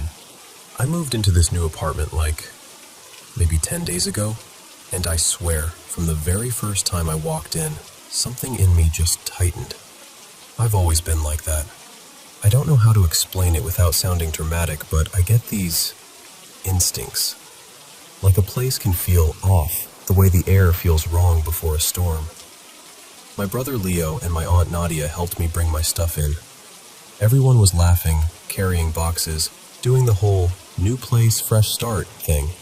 And I was smiling too, trying to match the vibe, but inside I kept thinking, why does this feel like I'm not alone? That first night was awful. Not, I'm nervous because it's a new home awful, like deep, sour, nauseating dread. I remember lying there thinking, if I stay here long enough, I'm going to throw up. I barely slept. And then in the morning, I looked down and my legs were dotted with bruises. Not huge ones, but enough to make me pause. I bruise easily, so I told myself, okay, you bumped into something while moving boxes. Calm down. I was also binging scary videos at the time, so I tried to be rational and not feed my own paranoia. But then little things started happening. Stuff I couldn't quite explain, but also couldn't fully prove. Like a ceramic cup I know I left on the coffee table. I went to the bathroom, came back, and it was gone. I looked everywhere and finally found it sitting in the kitchen sink like someone had tidied it away. And I remember standing there, staring at it, trying to convince myself I'd done it without thinking. You know when you're like, maybe I'm just on autopilot. So I let it go. Then objects started falling. Not constantly, but randomly, like a book sliding off a shelf when nothing touched it, or a little trinket clinking onto the floor when I'd been across the room. Every time it happened, I'd jump, then immediately scold myself. Whole building, uneven surfaces. Stop making this into a horror movie. During the day, I mostly felt okay.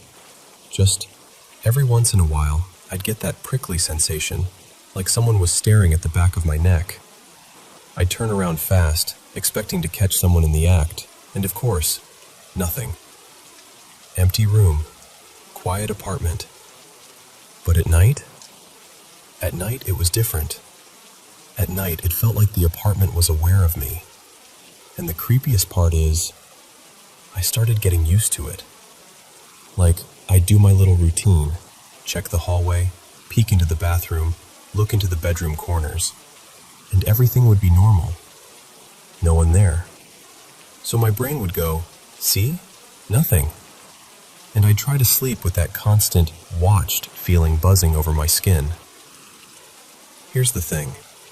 I'm not someone who thinks everything is evil. I believe in weird stuff, I guess, but I'm not out here trying to summon spirits or whatever. And for most of those nights, it didn't feel like something wanted to hurt me. It felt more like something was observing, curious, present. Like I'd walked into someone else's space and they were silently deciding what to do with me. I didn't tell anyone. I mean, who do you even tell? My friends would laugh, my family would worry, and I didn't want anyone thinking I'd lost it. Plus, if nothing bad was happening, why stir up panic? I can't explain the difference in a way that makes me sound sane, but it stopped feeling neutral. It started feeling closer, sharper, like the air had teeth. And then last night happened. I have insomnia, so my nights are usually the same. I'm up late, scrolling or gaming, telling myself one more thing until I'm exhausted enough to pass out. That night, I finally shut everything off and lay there in the dark, trying to sleep. And the second I turned the lights out, boom. That same sickness from the first night came back, except worse, like my whole body knew before my mind did. My stomach dropped, my skin went cold, and I remember thinking, no, not this again. I opened my eyes and I looked around because it felt stupid not to. And I saw something. Not like a clear face, not like a person standing there under a lamp. More like a shape, like the suggestion of a woman, tall and thin, made out of darkness that didn't match the darkness around it. And the moment my eyes locked on, it was gone, like it blinked out. My heart was going crazy, but I did what I always do. I tried to explain it away. You're tired, you're stressed, your eyes are playing tricks on you. So I closed my eyes again and forced myself to breathe like everything was normal. And then my brain served me this image, totally uninvited. A woman reaching for my feet. Like the kind of intrusive thought that's so vivid it makes you flinch. And right as that image hit, I felt my left foot get wrapped in this buzzing pressure. Not a hand, not fingers, more like, imagine electricity pooling around your skin, like a tight, static glove. It wasn't painful exactly, but it was wrong. Like my body recognized it as not mine. I freaked out. I kicked my blanket off and sat up fast, staring down at my feet like I expected to see burn marks or something. And that's when I saw it again. This time, it wasn't across the room. It was closer, like it had crouched low, half hidden near the side of the bed, almost like it was trying to tuck itself out of sight. And I know how that sounds, I do, but I swear I saw the outline, the shape, the presence of it. And then, right after, I heard a sharp rustle, and this takeout bag from the night before. Mine was a crumpled fast food bag on the table, just got knocked onto the floor, like a quick, impatient swipe. Then nothing. No more movement. No more sound. Just me sitting there, shaking, staring into the dark like it might happen again. I stayed awake for a while after that, maybe an hour, until my body finally caved and I fell asleep out of pure exhaustion. which honestly makes me feel even worse because it's like I'm so tired I'll sleep even when I'm terrified. So yeah, that's where I'm at, and I don't know what to do. I don't know if I'm imagining things, or if I've gotten into my own head, or if something is actually in this apartment with me. I just know the feeling changed, and last night felt like a warning. And I'm scared now. Like, for real scared. What would you do?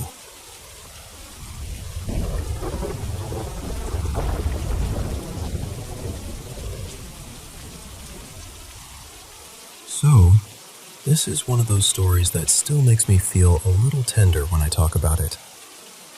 Back in April of 2019, I moved into this old house with a couple roommates. Wood floors that creaked, too many boxes that never fully got unpacked, that kind of place.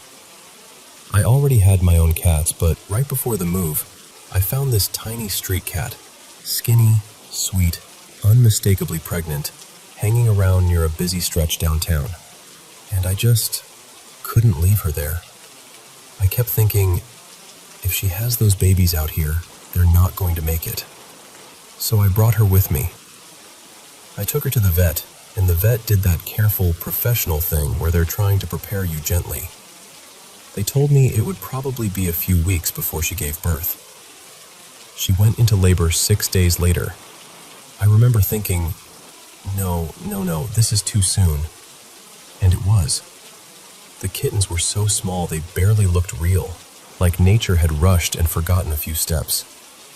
The first kitten came out and I didn't understand what was happening fast enough. His mom didn't break the sack, and I didn't realize in time.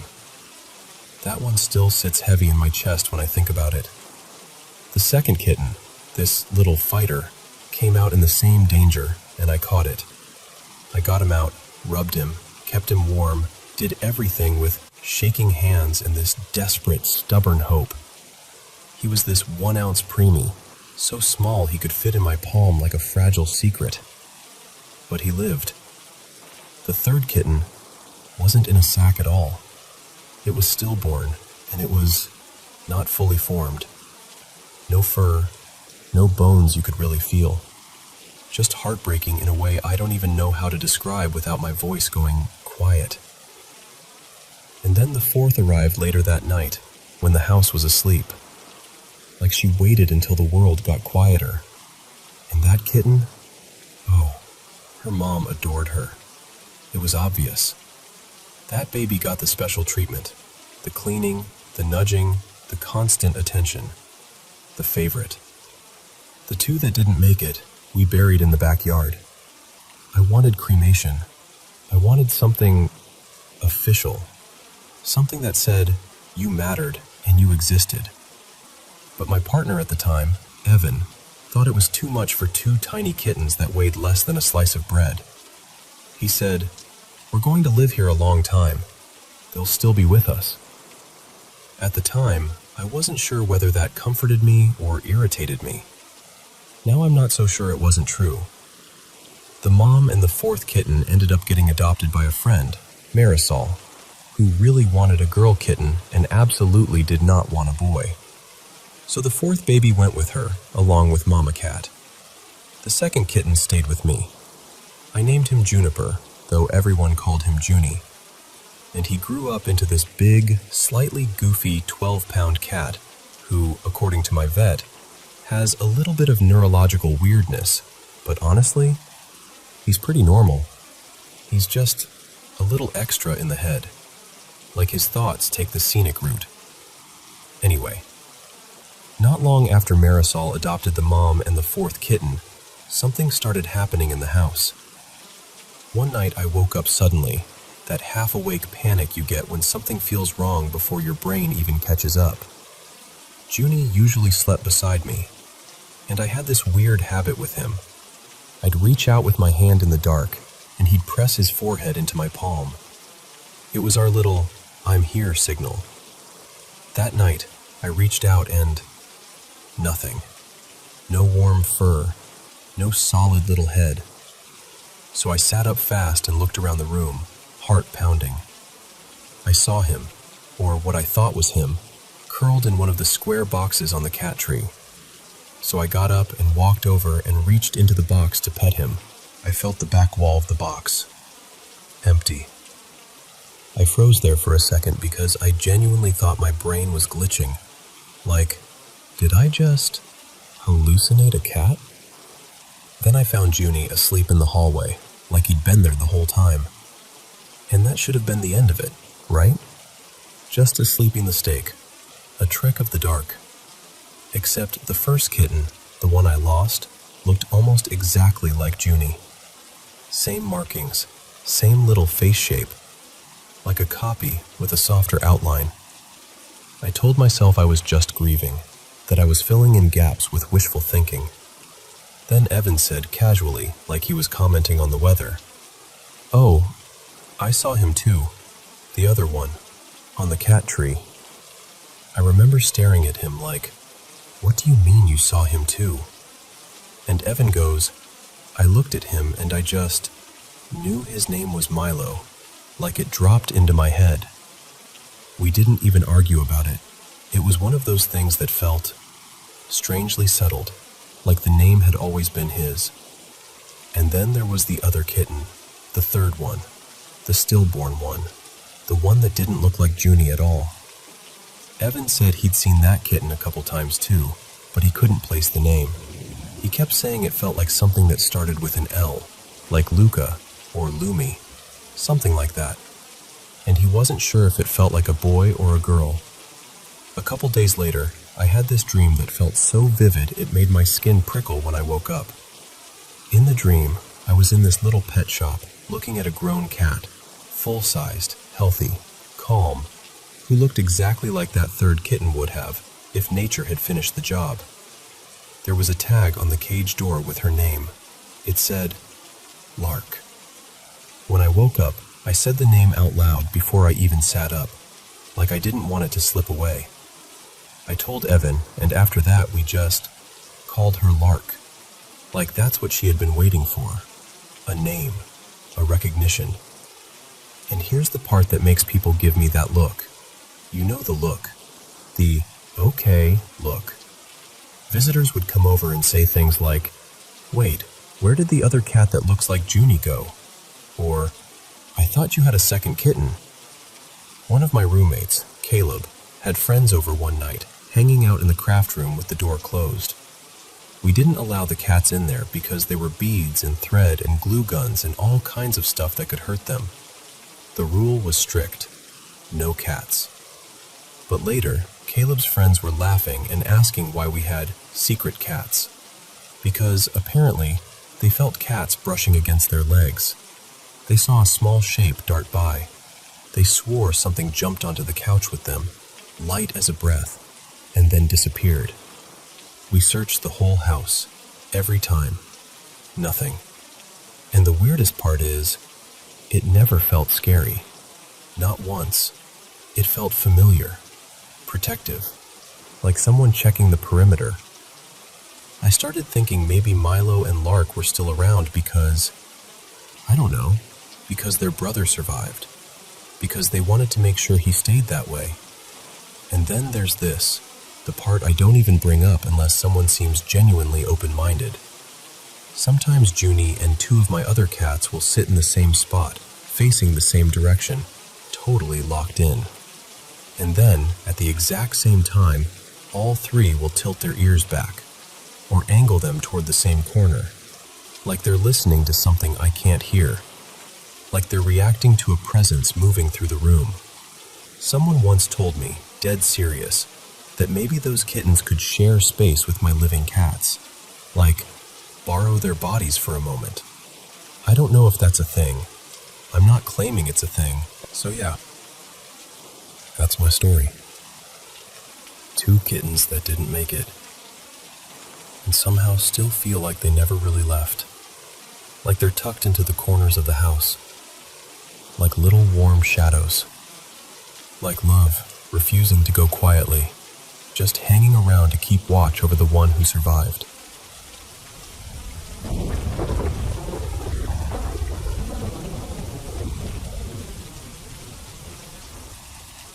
So, this happened back in 2011, but I remember it so clearly because it genuinely rattled me, and my friends and I talked about it for ages afterward, like we were going to solve it if we just replayed it enough times. At the time, I was living in my very first apartment by myself. It was one of those semi-basement units where the windows sit right at sidewalk level. To get to my front door, you had to walk down this narrow little staircase, like you were heading into a cellar. The building was old, creaky floors, chipped paint, that kind of old, and the neighborhood wasn't exactly comforting, especially at night. When I first moved in, I was paranoid all the time. I'd jump at every sound. If someone walked above me, I'd freeze and listen to every footstep like it was a warning. But after a while, I settled in. I started to like it, honestly. The place had these wide windows that let in a surprising amount of daylight, and when the sun hit the living room in the afternoon, it almost made you forget you were technically below ground. There was one part of the building that always made my skin crawl, though. The storage room across the hall from my unit. It was dark and damp and smelled weirdly metallic, like old pipes. I refused to go in there alone.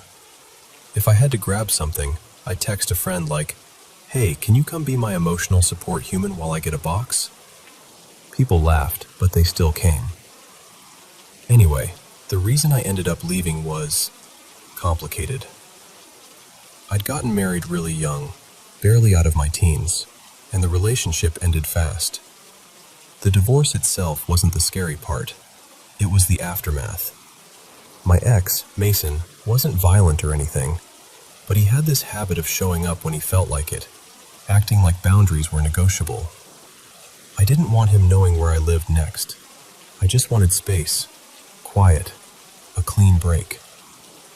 And weirdly, the moment I started packing to move, that's when things got unsettling. At first it was small, like I'd set my keys on the kitchen counter, always the same spot. Then the next morning I'd be tearing through my purse, checking the couch cushions, feeling ridiculous, and I'd find them somewhere that made no sense. On top of the bathroom sink, in the pantry. Once I found them on the windowsill behind a curtain I never opened. It wasn't just keys either. A little tin of cat treats I used daily, my MP3 player, a hair tie I knew I'd left on my nightstand. Things would vanish overnight and turn up later in places that felt wrong. Like someone had put them there on purpose, as if to prove they could. I kept trying to explain it away. I told myself, "Okay, Harper, you're packing. You're stressed. You've got friends stopping by. You're scatterbrained." That sounded reasonable enough, so I clung to it. But then I started getting this sensation, this heavy, prickly feeling, that I wasn't alone in my own apartment. And the thing is, it didn't make sense. My blinds were always closed.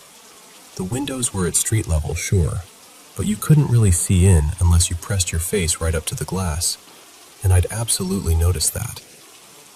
Still, I'd catch myself turning around quickly, like I'd heard someone inhale behind me. Or I'd pause mid-task and just listen, because everything suddenly felt too quiet, like the room was holding its breath. I told myself it was nerves, moving jitters, the stress of wanting to disappear from someone's radar, all of it piled together. Then came the night I can't explain. I woke up suddenly, like the kind of wake-up where your heart is already racing before you even know why. For a split second, I thought one of my cats had jumped onto the bed and startled me. I blinked, trying to focus in the dark. And that's when I saw him. I didn't scream. I didn't even breathe. My whole body locked up so hard it felt like my bones went cold. I remember staring, trying to force my eyes to make sense of it. And then I did that thing where you blink hard and look again, like you're clearing sleep out of your vision. And when I looked back, it was gone. Just gone. No movement, no sound, no footsteps. Nothing. The end of the bed was empty, like it had always been. The cats were still asleep. The room was still. My blinds were still shut. And I lay there, wide-eyed, feeling like my apartment had turned into a different place entirely. The next day, I told my friends. Of course I did. And my friend Talia immediately went, "That's a ghost." Like it was the most obvious thing in the world. At the time, I didn't know what I believed. Honestly, I still don't. Part of me thinks maybe I was half dreaming. Maybe my brain stitched together shadows and stress and exhaustion into something terrifying. But another part of me, the part that remembers how real it looked, how present it felt, can't shake the thought that something was there. And what freaks me out the most isn't even the figure itself. It's the timing. Because the weirdness didn't start when I moved in. It started when I began leaving.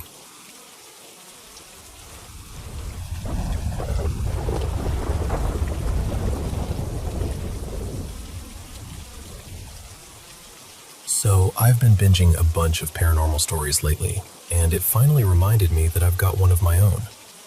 Actually, more like a whole little collection of them. And they all happened in the creepiest apartment I've ever lived in, hands down. Okay, back in 2012, my partner, Evan, and I moved in together for the first time. I'd just moved to his state so we could live near his university, and because it was a college town, finding a place was brutal. Everything was either snapped up instantly, didn't allow pets, or required proof of employment, none of which I had yet. We did have a cat, though, so we ended up taking this apartment from a landlord who gave off major don't ask questions energy in a neighborhood where you very much did want to ask questions. We only saw the place once before signing, and I hated it immediately. Not because it was falling apart, it wasn't really. It was actually kind of spacious. But something about it made my skin feel tight, like my body was bracing for something it couldn't name. At the time, it was being worked on. No carpet yet, paint smell everywhere, tools and plastic sheeting, that whole deal. The emptiness made everything echo, and I told myself that was what felt so wrong. Also, the apartment sat partially below ground, so the living room windows and both bedroom windows were basically at sidewalk level. People walking past felt close. Too close. Then we moved in. The first night we came in after dark, I remember standing in the living room and staring down the hallway toward the back bedroom. And I felt this cold, slow dread for no reason I could explain. The layout was simple. Front door opens into the living room. Hallway runs straight back. Kitchen and bathroom on one side. A second, smaller bedroom on the other. And this little utility closet and laundry closet tucked along the hall. The big bedroom was at the very back, farther from the street, bigger, quieter. It should have been the more comfortable one. It wasn't. That back bedroom had this weird darkness. Like even if the lights were on in the hallway, the bedroom swallowed it. It always felt colder back there too, like the air never fully warmed up. And if I was alone in that room, I couldn't relax. I'd catch myself keeping my shoulders up like I was waiting for someone to tap me. I stopped sleeping well. I'd leave lamps on. I'd avoid getting up to use the bathroom at night unless Evan came with me. Yeah, I know how that sounds. But it was like my body refused to cross that hallway alone in the dark. A couple days after we moved in, I told Evan something that even I thought was bizarre. I said, "Our laundry closet freaks me out. I feel like one day I'm going to open it and see a man hanging in there." And I remember laughing right after, like, "Okay, brain, what are we doing?" Because why would you even think that? But the feeling was so strong I couldn't shake it. Anyway, the back bedroom got so bad that we eventually moved our bed into the smaller room closer to the front. And weirdly, immediately, I slept better. But then something else started ramping up. My sleep talking. I've always talked in my sleep. I'm one of those people who sits up with my eyes open and speaks like I'm in the middle of a conversation, and I don't remember a word of it in the morning. Evan wasn't used to that yet, so it really freaked him out. One night, I apparently sat straight up and snapped, "Stop it! That's not funny! Get those faces away from the window!" And Evan launches upright, because our bedroom window was right at street level. He thought someone was messing with us outside. He climbed up on the bed and yanked the curtain back like he was ready to fight. Nothing. Sidewalk empty. Just the glow of a street lamp and the occasional car. Middle of the night. I'm out cold. And suddenly I sit up again and say, really clearly, "Who is that?" Evan wakes up instantly, because again, neighborhood, ground level windows, all of that. And he's scanning the room, thinking someone broke in. He whispers, "What? Who?" And I say it again. "Who is that?" But I'm not looking at the window. I'm staring at the closed closet door.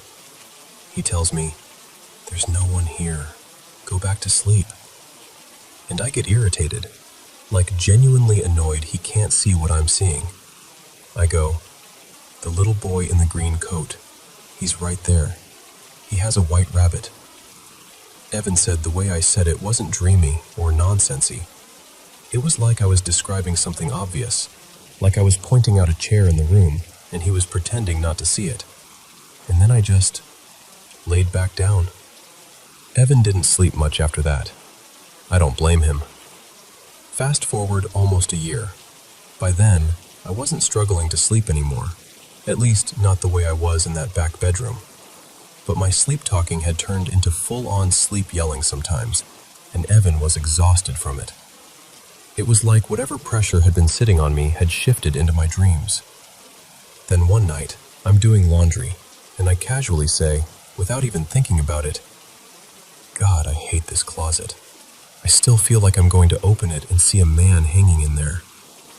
Evan just slowly turns and goes, "You said that when we first moved in." And I swear to you, I had completely forgotten.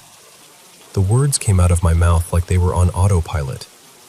Hearing that I'd said the exact same thing months earlier made my stomach drop. A few nights later, I went to do laundry again. I opened the laundry door, and for a split second, the washer and dryer weren't there. It was just this dim little closet space, and there was a man hanging from above like he'd always been there. Flannel shirt, work jeans, heavy boots. I saw him for maybe half a heartbeat, and then the washer and dryer snapped back into place like a glitch corrected itself. I slammed the door so hard it hurt my hand and ran straight to Evan. I was shaking, trying to laugh it off because I didn't want to sound insane, but I was crying too, like my body was trying to pick one reaction and couldn't.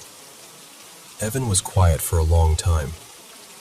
Then he said, "Describe him." So I did. And halfway through, before I could even finish, he quietly filled in the rest of my description. Same clothes, same boots, because he'd seen him too. That was the point where my brain stopped trying to rationalize it. Because if it's just you, you can tell yourself you're tired, you're stressed, it's shadows. But when someone else confirms details you hadn't even said out loud yet, that hits different. That hits deep. We called a friend of Evan's, Marisol, who practiced Wicca and was one of the only people we knew who wouldn't immediately tell us we were being dramatic. She told us to come over. At her place, she did this whole cleansing ritual. Candles, herbs, murmured prayers, the works. She gave us a long strip of red fabric and told us to hang it above the front door as protection. She also gave us a small candle that had been lit from what she called a working flame, and she told us to use that to light any other candles or incense we burned in the apartment. And she told us to draw a specific symbol on the fuse box near the laundry area. So we did all of it. We hung the red fabric above the door, we marked the fuse box, and then, because I had an early shift the next morning, and I'm not proud of this, I told Evan, "Can you start the laundry and I'm going to bed?" I passed out immediately. Evan stayed up, procrastinating, because he was creeped out. He told me later he just sat there staring at the laundry door like it was going to breathe. And this is the part I didn't witness. This is entirely Evan's story. But I believe him, because he's the kind of person who hates exaggerating. He said the second he touched the doorknob with his free hand, the one not holding the candle, the laundry door started shaking. Not rattling gently. Shaking like someone was on the other side slamming both fists into it. And he heard a man screaming. Not like through the walls, not like from outside. He said it sounded like it was coming from inside the closet. Meanwhile, I'm asleep in the room across the hall, completely unaware. No waking up, no hearing anything, nothing. Evan said it lasted a few seconds, long enough for him to freeze, long enough for him to feel his stomach drop, long enough for him to think, "Oh, I have made a mistake." Then everything stopped. Total silence. He waited. Then he opened the door, and according to him, the air inside the laundry closet felt normal, like the heaviness just lifted, like walking into a room after someone finally opens a window.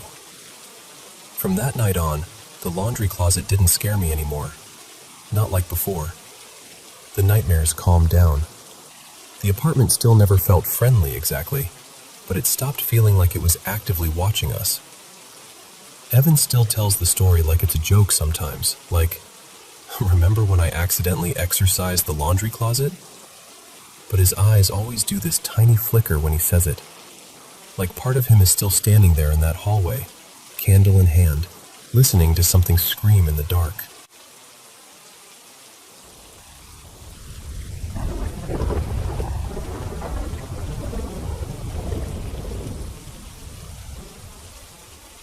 Hey, so before I get into the weird part, let me ground this in something really ordinary.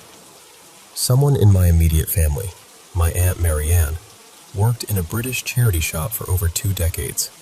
Just quietly showing up, sorting donations, steaming clothes, chatting with regulars, doing the everyday work that keeps places like that alive. And if you've never had charity shops where you live, here's the quick version. People donate clothes, books, household bits, whatever they don't need anymore, and the shop sells it cheap. The money goes back into the charity.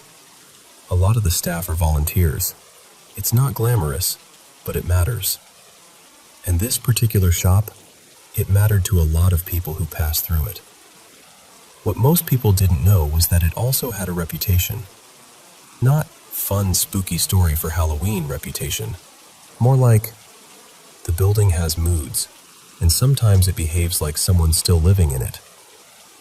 I'm telling you this straight. Nobody in my family was trying to build a legend, and there was never any benefit in pretending. Honestly, if anything, it was embarrassing to even talk about, until it happened too many times to shrug off. Anyway, the shop was in Norwich, a really old city in East Anglia, the kind of place where history doesn't feel buried. It feels stacked on top of itself. Medieval streets, plague history, old stone, old timber. The sort of city where you can walk past a building and think, that wall has watched centuries happen. The charity has moved since. Same road, bigger unit. But the old place, last I heard, was sitting empty. Now, the layout is important because a lot of what happened makes more sense when you can picture where people were standing.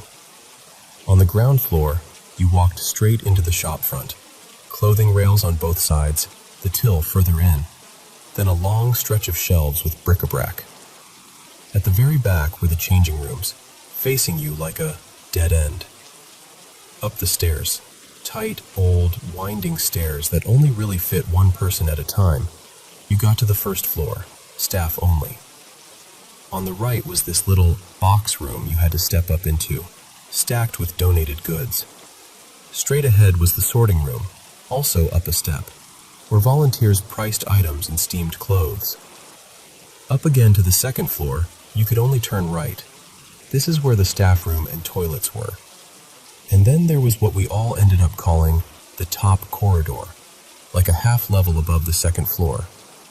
A short hallway with a fire exit on one side, the book room ahead, and another storage room used for extra stock and seasonal window displays.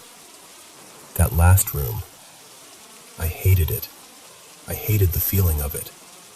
It was the only place in the whole building where my stomach would drop the second I crossed the threshold.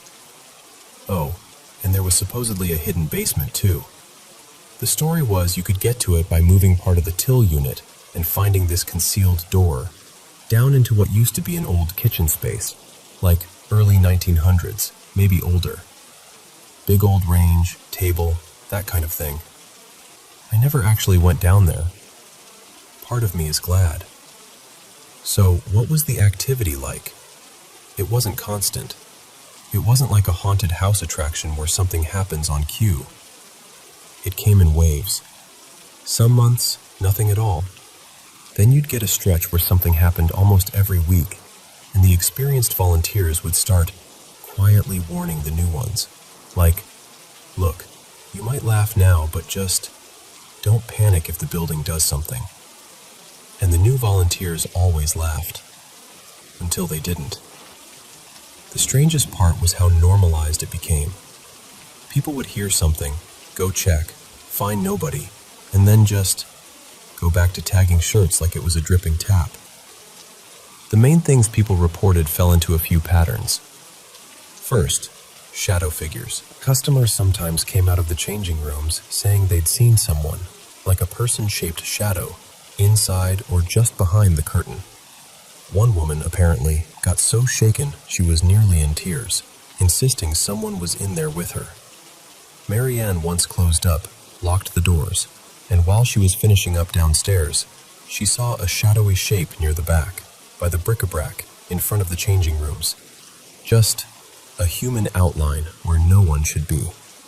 Another time she came down the stairs and had that awful sense of being followed, then actually saw something behind her on the staircase, moving the way a person moves. And volunteers reported the same kind of thing upstairs too, especially in the box room and that top storage room near the books. A few people even claimed they'd seen someone through the front window, when the shop was clearly empty and still locked, before the manager arrived. Second, sounds. This was probably the most common. Footsteps, heavy, purposeful steps, when no one was there. Doors opening and closing, including doors that were locked. It was especially noticeable after hours, when the shop was quiet and you could hear the building settling. Except these weren't settling noises. These sounded like someone moving with intention. Most of the time, it seemed to come from the second floor and that top corridor, like the fire door being pushed open and then shut. But that door was secured.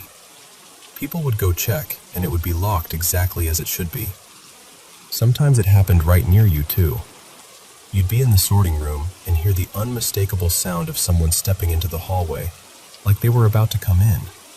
And then you'd look up, and there'd be nobody. No movement, no light shift, nothing. The staircase was a hot spot as well, like hearing someone coming down quickly, and your body bracing for a person to appear. And then nothing. Third, touching. This one really bothered people. Customers in the changing rooms would sometimes complain that someone had brushed them or touched them through the curtain, like a hand, a tap, a little push. And yes, you could argue maybe someone could have done it, except the volunteers were trained to watch the changing rooms closely to prevent shoplifting. The changing rooms were in direct line of sight of the till, and you needed a little disc or token for each item you tried on. Staff were paying attention. When people said it happened, there often just wasn't anyone nearby who could have done it. Staff got it too. Taps on the shoulder, a touch on the arm, sometimes enough to make someone spin around expecting to see a coworker right behind them. It seemed to happen most upstairs, especially in the box room and that top storage area. And then there was the fourth category, the one nobody likes admitting out loud because it sounds the most ridiculous. Poltergeist-type stuff. Books opening by themselves.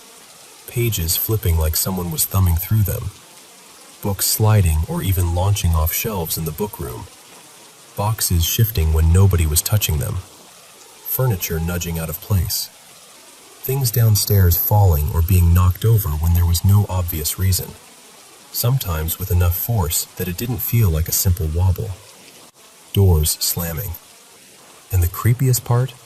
Staff would hear what sounded like big items being dragged around in a room nobody was in. And when they opened the door, everything would look perfectly normal. Nothing moved. No sign of disturbance. Just silence, like the building was holding its breath. Now, my own experiences. By the time I had them, this stuff had already been a regular topic in my family. So I grew up hearing it the way you'd hear stories about a difficult neighbor. Half believed, half filed away, always told with a slightly careful tone. My first experience happened when I was little, maybe 8 or 9. My dad had taken me and my brother out and bought us these cheap toy weapons, plastic swords, one of those little bow and arrow sets. And afterward, we went to the charity shop after closing to pick up Marianne. The shop was locked, quiet. The adults were upstairs in the office on the second floor. I was on the first floor, messing around with my toys, feeling like I had the whole building to myself. And those stairs, listen, those stairs were steep, narrow, twisting, the kind of stairs where you need to pay attention. I didn't. I took a wrong step and pitched forward, and I should have gone down, hard, head first. The kind of fall that can really hurt a kid. But I didn't fall. It's hard to explain without sounding insane, but I felt something invisible, grab my legs and hold me. I ended up stuck upside down, like my lower half was anchored in midair. I remember my arms flailing and my face hot with panic, screaming because my brain couldn't understand why gravity had just stopped working. And I remember seeing my feet, rigid in place, and the stairwell ceiling beyond them.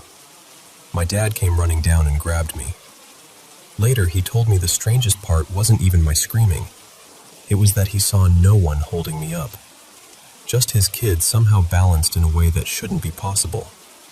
And I wasn't some nimble little gymnast. I was clumsy, honestly.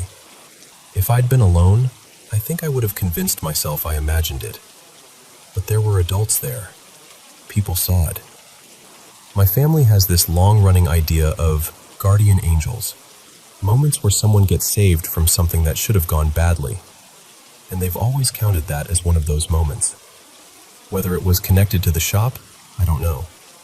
Because for a long time, the shop didn't feel personal. Most of what happened there felt random, almost like echoes repeating, until the second time. Fast forward a few years, early 2000s. I was a teenager, going to college in Norwich. On days Marianne worked, I'd sometimes meet her at the shop after closing. We'd sit upstairs and wait for my dad to pick us up. Just the two of us in this locked building, the street outside quieting down. And around that time, it had been calm. Not much to report. No big stories lately. So one evening, we're sitting in the office, chatting, and I ask casually if anything odd has happened recently. And Marianne goes, "Honestly, it's been quiet for ages." And I don't know why I did this. Maybe I'd been watching too much late-night ghost TV. Maybe I just wanted to prove to myself it was nonsense. But I got cocky. I actually called out into the building. Something like, "If anyone's here, let us know." That kind of stupid challenge you only make when you think nothing will answer. And almost immediately, a crash from the top corridor, like something large falling. Then footsteps, fast, coming down from that top level to the second floor, running right past the open doorway of the office. We both looked, saw nothing. Then the footsteps kept going, down the stairs, full speed. Then a slam from the first floor, the sorting room door closing hard. And after that, it sounded like someone was tearing the sorting room apart. Bangs, scrapes, shifting, like a person throwing boxes around in anger. Marianne went white because her first thought was practical. Oh my God, we've locked ourselves in with someone. A shoplifter. Someone hiding. And because I was 17 and apparently expendable, she sent me down to confront them. I was terrified. I'm not a fighter. I hate confrontation. But I also didn't want to believe it was anything else. Because if it wasn't a person, then what was it? So I went down.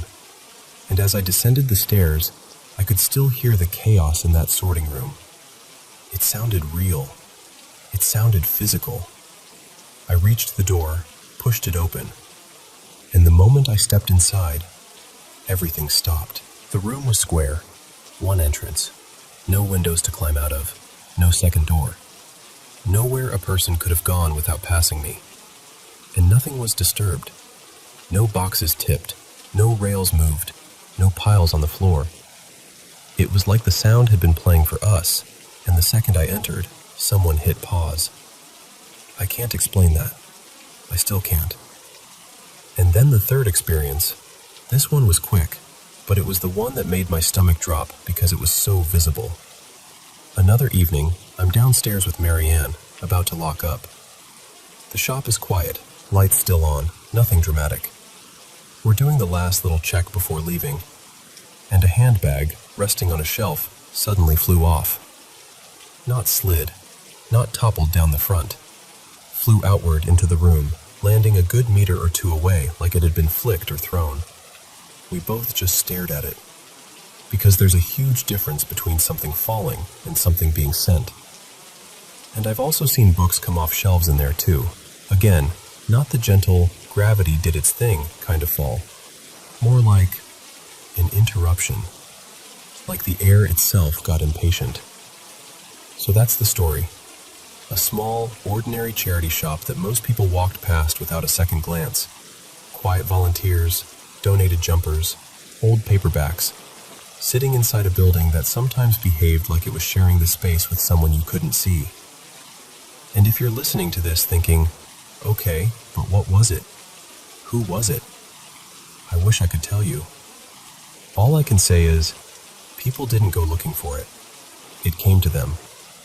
And after enough years, enough footsteps, enough taps, enough doors that shouldn't open, enough objects moving like they had opinions, you stop asking whether it's real, and you start asking what it wants.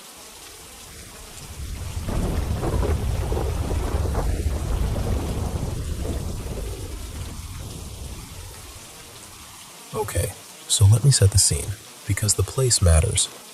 Right on the edge where Howard County turns into Carroll County in Maryland, there used to be this old tuberculosis sanatorium called Henryton State Hospital.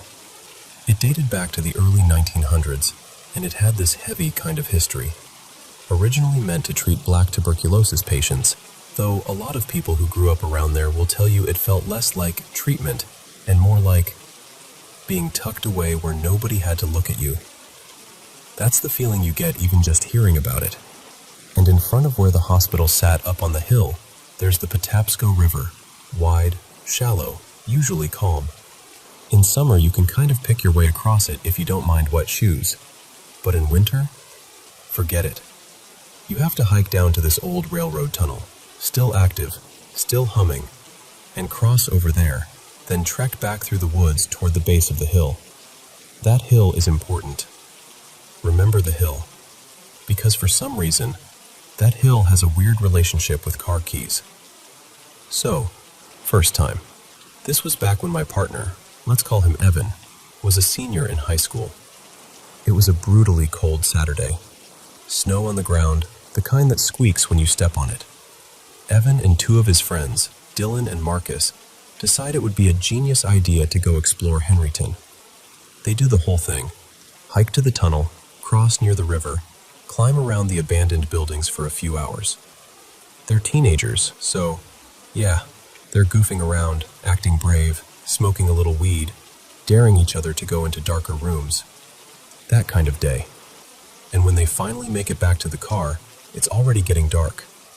And Evan pats his pockets, and he goes, guys? No keys. They check the ground. They check the car. They check every pocket again, like the keys are going to magically appear the second time. Nothing. The last place Evan remembers holding them? The base of the hill, right where the path starts to climb up toward the hospital. But here's the problem. No flashlights, snow everywhere, and that hike back isn't just go back. It's cross the river area again and cover ground in the dark, in the cold, half-stoned, in the woods. Not smart. So Marcus, who's wearing these thick snow pants, goes, "I'll do it. I'll just wade across and check the trail." Which is insane, by the way. It's freezing. But he does it, and he finds the keys. Pretty quickly. Not buried, not off to the side. Right in the middle of the path at the bottom of the hill, like someone set them there. They all shrugged it off. Teenagers lose stuff. You get distracted. You drop things. When Evan told me that story years later, I laughed and said, "Yeah, you guys were just high." Like, case closed. I didn't even entertain anything paranormal. Not even a little. Then came the second time. A few years later, around October, right before Halloween, Evan and I decide we're going to hike up there together. I'm thinking, spooky vibes, crisp air, little adventure.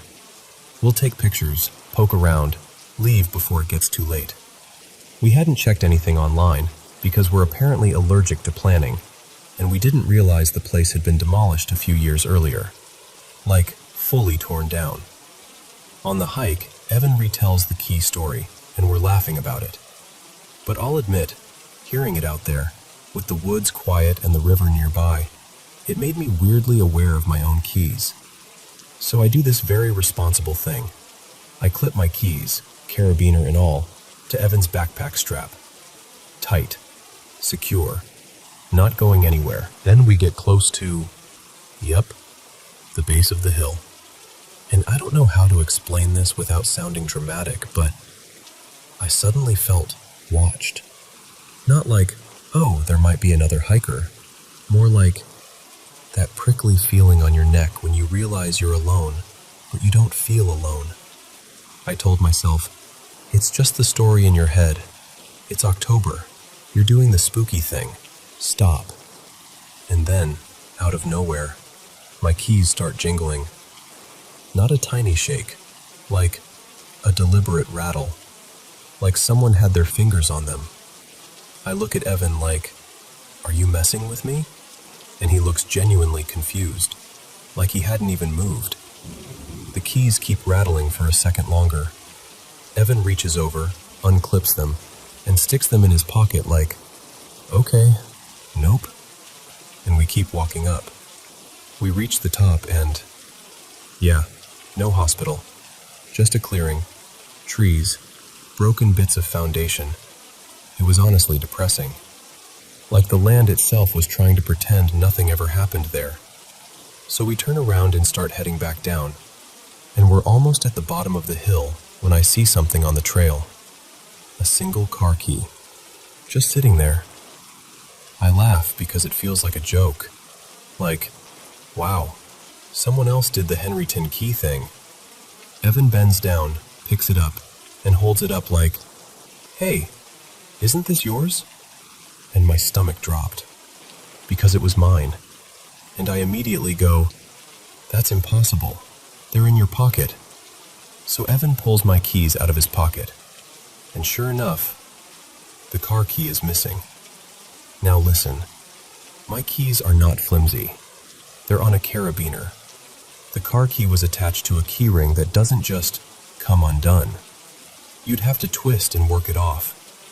And there it was, detached, alone, sitting in the center of the trail at the bottom of the hill. Evan just goes, really quietly, "This is exactly where Marcus found mine." And that same watched feeling rushed back so hard, I felt kind of dizzy. I put the key back on the ring with shaking fingers, and the whole walk back to the car, I held my keys like they were going to sprout legs and run. And the weird part? Even dangling from my hand, they didn't make a sound again. Not a single jingle. For a long time after that, I tried to rationalize it.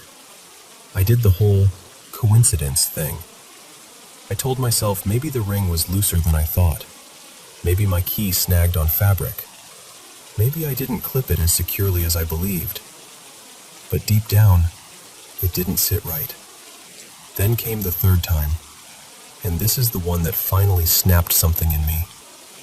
Evan and I decide to go back one more time, partly because it's actually a beautiful hike, but mostly because we wanted to test it. Like, okay, if something up there messes with keys, let's see. And we were prepared, hyper-aware, paying attention. No casual clipping, no absent-minded pockets. The hike out was normal, quiet, a little overgrown, branches and thorny bushes grabbing at our sleeves. The kind of trail where you feel like you're trespassing even if you're not. And then we hit the base of the hill, and that dread hit me again. Instant. Like stepping into a colder patch of air. I kept looking behind us, expecting to see, I don't know, a person, a deer, anything. Nothing. Evan had his keys in his pocket, but he did this thing on purpose. He left the top of the keychain just visible, like bait. Like, if you're going to do it, do it. We walk up the hill. Nothing grabs them. Nothing jingles. But the deeper we got, the stranger I felt. Foggy, dreamy, disoriented, like my brain wasn't fully in my skull. And I didn't say anything because I didn't want to influence him. We reach the clearing. We stand there a minute. It's quiet in that unsettling way quiet can be, where you realize you're listening too hard. We start walking back down.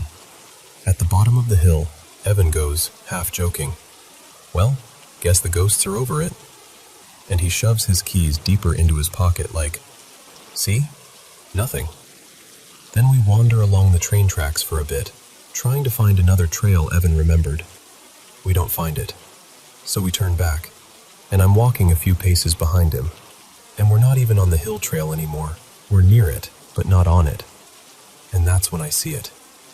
Out of the corner of my eye, Evan's little headphone case, attached to his keychain, starts to rise out of his pocket. At first I think, oh, his pocket snagged weird. Movement, friction. But then it keeps coming.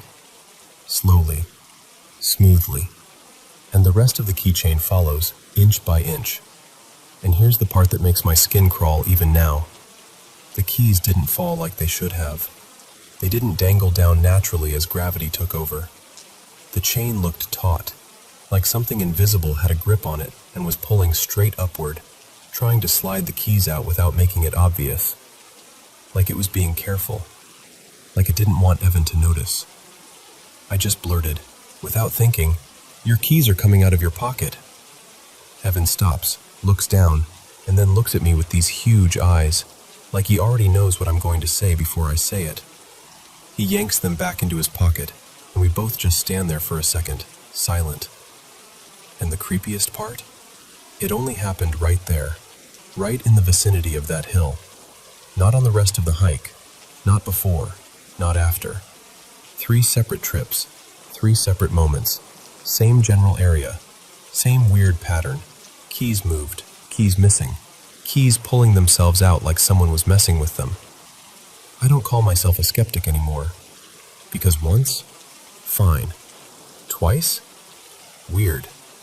But 3 times? 3 times feels like something, or someone, still lingering around that place, even after the buildings are gone. Like the hill kept the memory. So, if you ever find yourself hiking near where Henryton State Hospital used to be, enjoy the view, take pictures, but for the love of God, keep a close eye on your keys.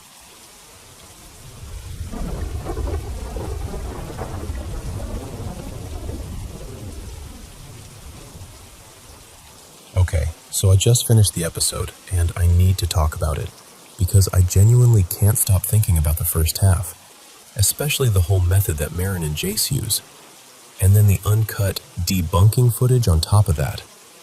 Like, This is one of those situations where it either cracks open something huge about the paranormal, spirits, mediums, all of it, or it's another example of people putting on a performance because it benefits them.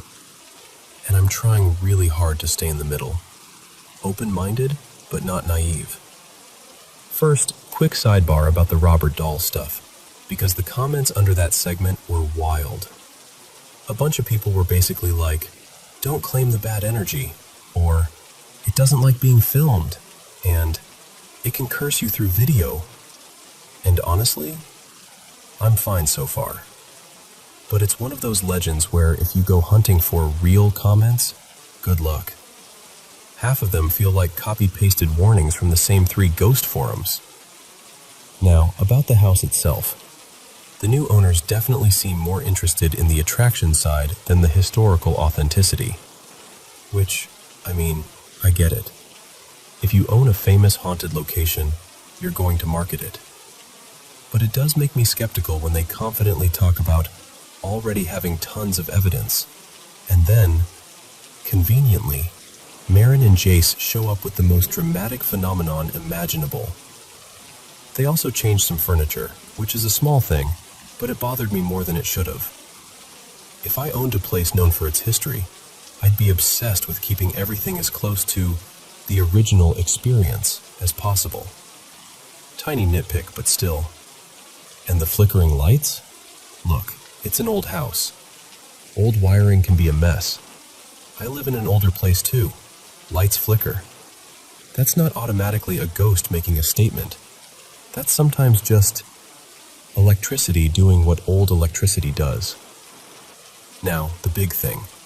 Marin and Jace. They claim they can communicate with spirits, specifically a spirit named Evelyn, who the owner had mentioned earlier as being a calm, friendly presence. Their method is what got me, because it's so oddly specific. They have to be touching skin to skin. And apparently, it can even work if someone stands between them, as long as the chain of touch stays unbroken. The moment they make contact, the knocking starts, immediately. And it keeps going even when they're not actively asking anything. And I'm not exaggerating when I say, this is the most compelling evidence I've seen on one of these YouTube paranormal investigations in a long time. They do the whole system. 1 knock for yes, 2 for no, and then spelling using the alphabet with knocks landing on letters. And the thing is, a lot of it feels seamless. It doesn't sound like someone across the room tapping. It doesn't look like a crew member doing something off camera. The answers are often weirdly accurate. There was even a moment where the knocks seemed to lag, like whoever, or whatever was responding, got ahead of itself and had to correct.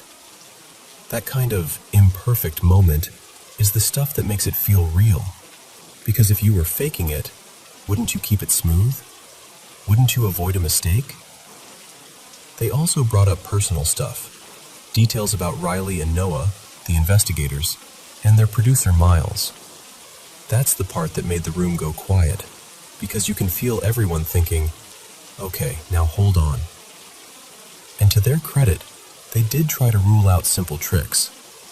They checked below the room, they checked above it, they moved locations within the house, and it still happened. So yeah, it's intense. And I'm not saying that to be a buzzkill. I want this to be genuine. I'm just not willing to turn off my brain because something gave me chills. Here's what starts poking holes for me. For one, if you run a popular haunted attraction, you're already in the business of mystery.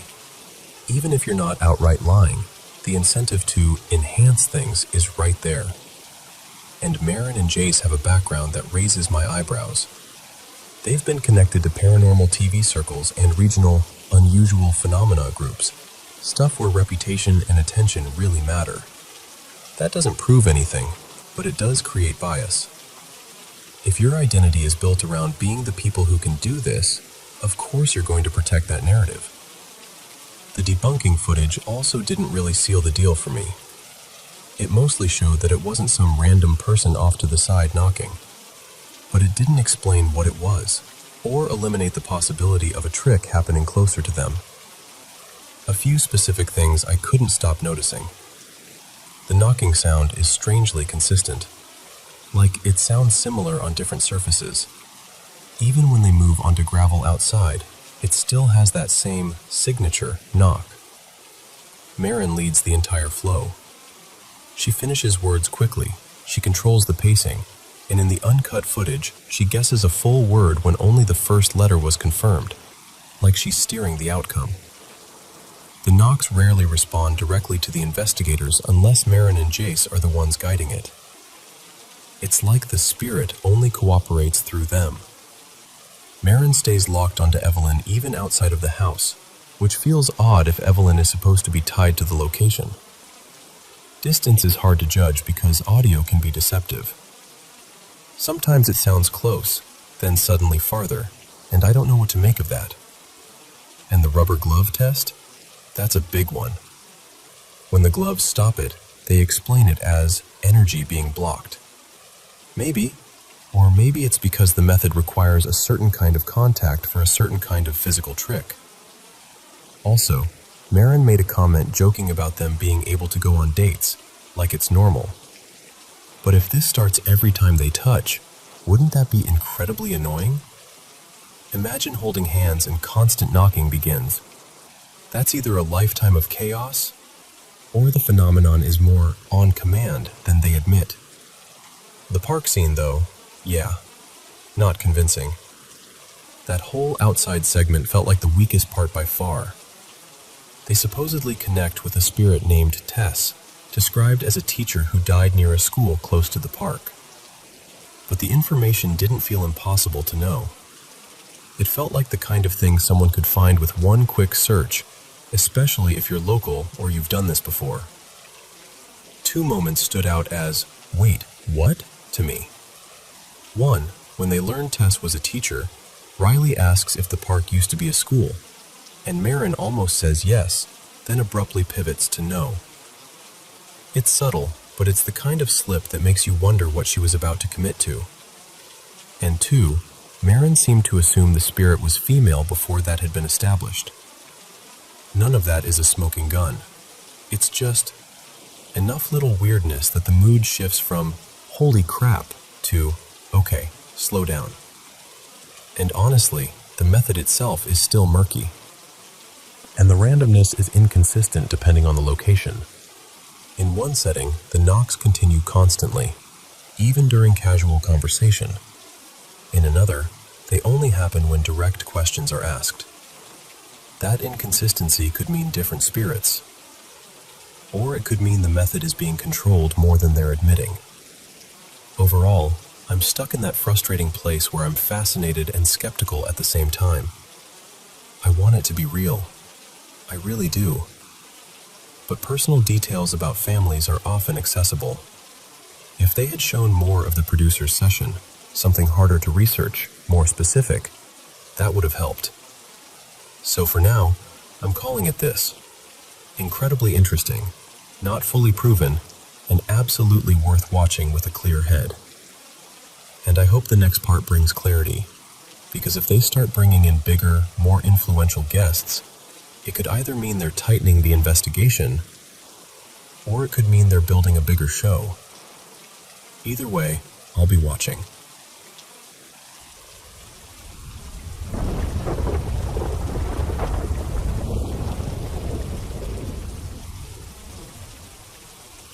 Hey, so I figured I'd share this because it finally boiled over just the other weekend. My dad's always been the tough, no-mystery type. The kind of man who hears the word ghost and snorts like you've just told him the moon is made of cheese. Rubbish, he'd say. Absolute rubbish. Sometimes he'd even get properly irritated if the topic hung around too long. My mum, on the other hand, total opposite. She's one of those people who just knows there's more out there. She's told me stories over the years, little moments she swore were real, things she saw, things she felt.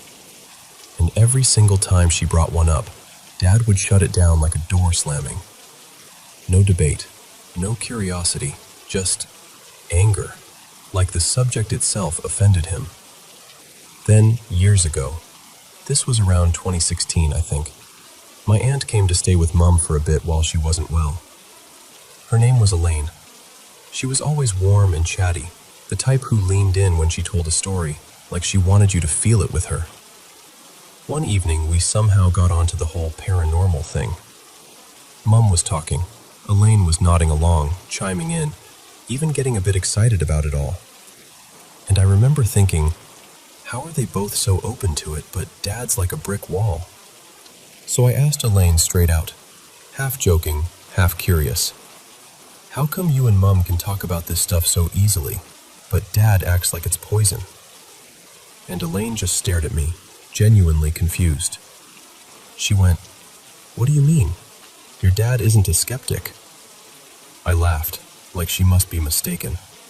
But she shook her head, real serious now, and said something like, "No, he's not a skeptic because we went through something. Together."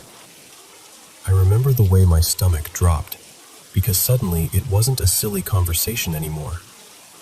I leaned forward and asked, "What do you mean? What happened?" And her whole face changed. She closed right up.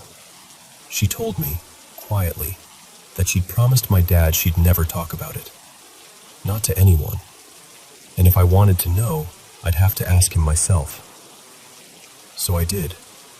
Not right away, because my parents had split up by then, and Dad was living a good distance away, and I didn't see him all that often. But the next time I had him on his own, I brought it up gently. Just, "Elaine said you two experienced something once. What was it?" He didn't even look at me properly, just waved it off like a fly. "It was nothing," he snapped. And that was it. Over the years, I tried again, a few different times, different moods, different settings, thinking maybe I'd catch him on a softer day. But every time it was the same. A sharp brush off, a flash of temper, like I'd poked a bruise he didn't want touched. And then last weekend he came to stay at my place.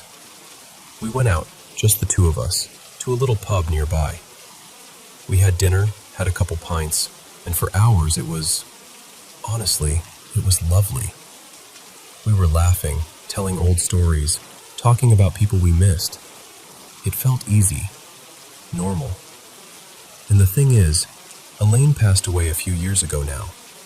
So whatever happened, whatever she and Dad shared, she took her side of it with her. And I realized, if I didn't ask my dad again, I might never know. So I did. I tried to keep it light, like I wasn't cornering him. I said something like, "Dad, do you remember that thing Elaine said? About the night you two experienced something?" And it was like someone flicked a switch inside him. Instant anger. Sharp, hot, immediate. Right there in public, after we'd just been laughing our heads off, he suddenly looked ready to explode. It honestly stunned me. I put my hands up like, all right, calm down. I'm only asking because Elaine wouldn't tell me." His face went tight, then softer, like he was fighting himself, and he said, "Sorry, I shouldn't have snapped at you. Then, I really don't want to talk about that night." So I didn't interrupt. I just waited. He stared down at his drink for a second, like he was looking at something under the surface. And then he said, in this low voice I'd never heard from him before, "I've spent most of my life trying to forget what I saw, and I don't want it back in my head." And that was it. No details, no explanation, just that. And the thing that stayed with me, the part I can't shake, is my dad is not a man who scares easily. He used to work doors. Even now, in his late 70s, he's still built like a wardrobe and carries himself like someone who's always been able to handle whatever comes at him. But in that moment, sitting across from me in that pub, I saw something in his eyes I'd never seen before. Fear. Not the kind you laugh off. Not the kind you put on for drama. Real fear. And honestly, that frightened me more than any ghost story ever could.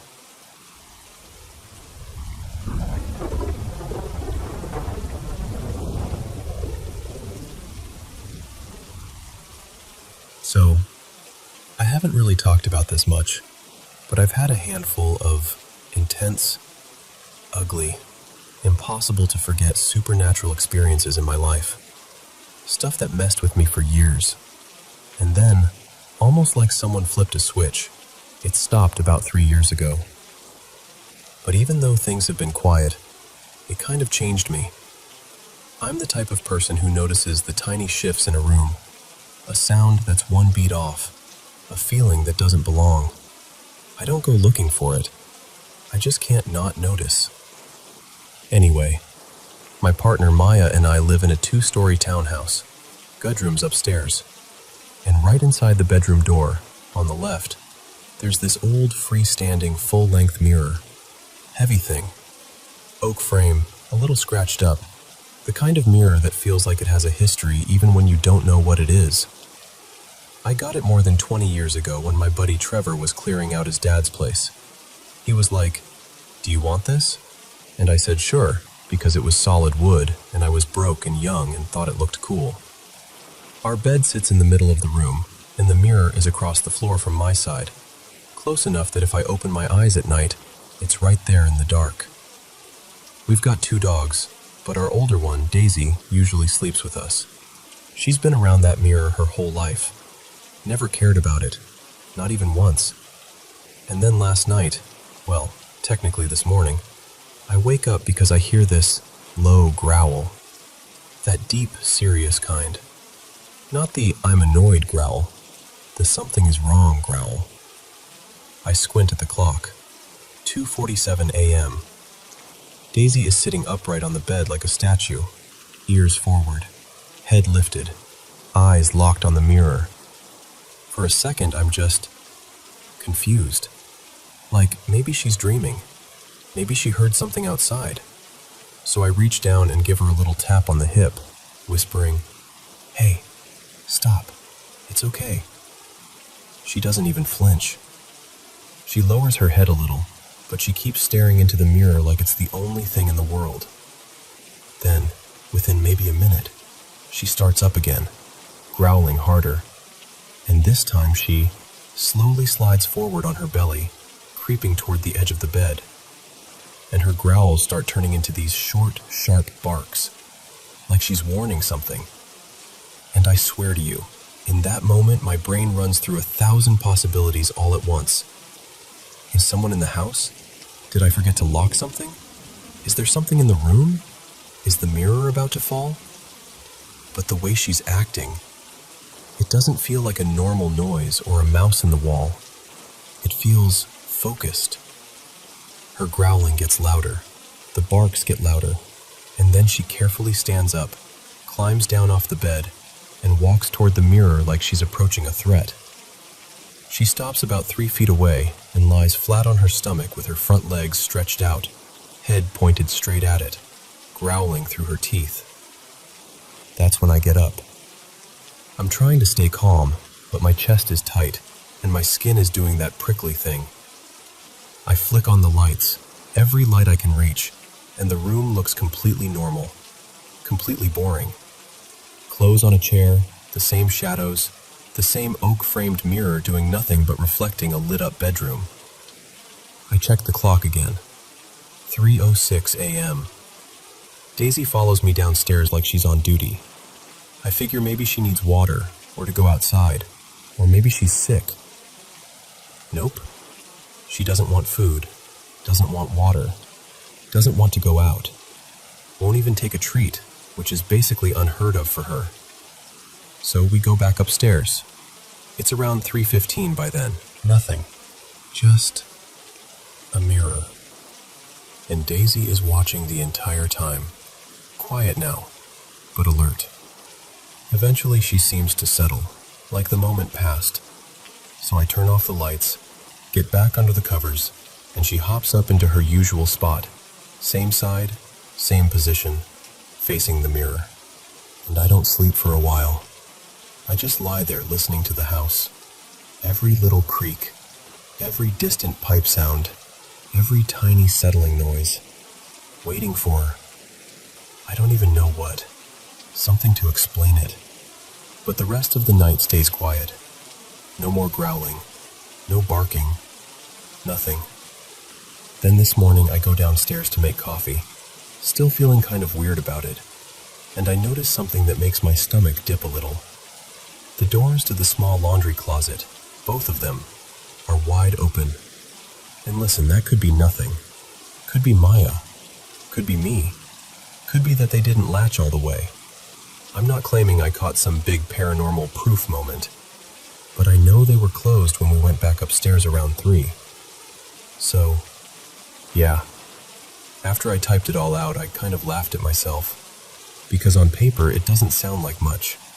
It's not a dramatic horror movie scene, but I'm telling you, being jolted awake in the middle of the night to your dog growling at an old mirror like something is standing there, that is absolutely, undeniably terrifying when you're the one in the room.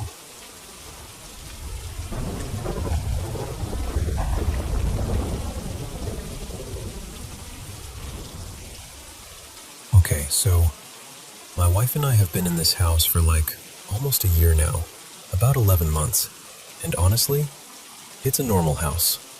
Nothing creepy, nothing obviously wrong with it.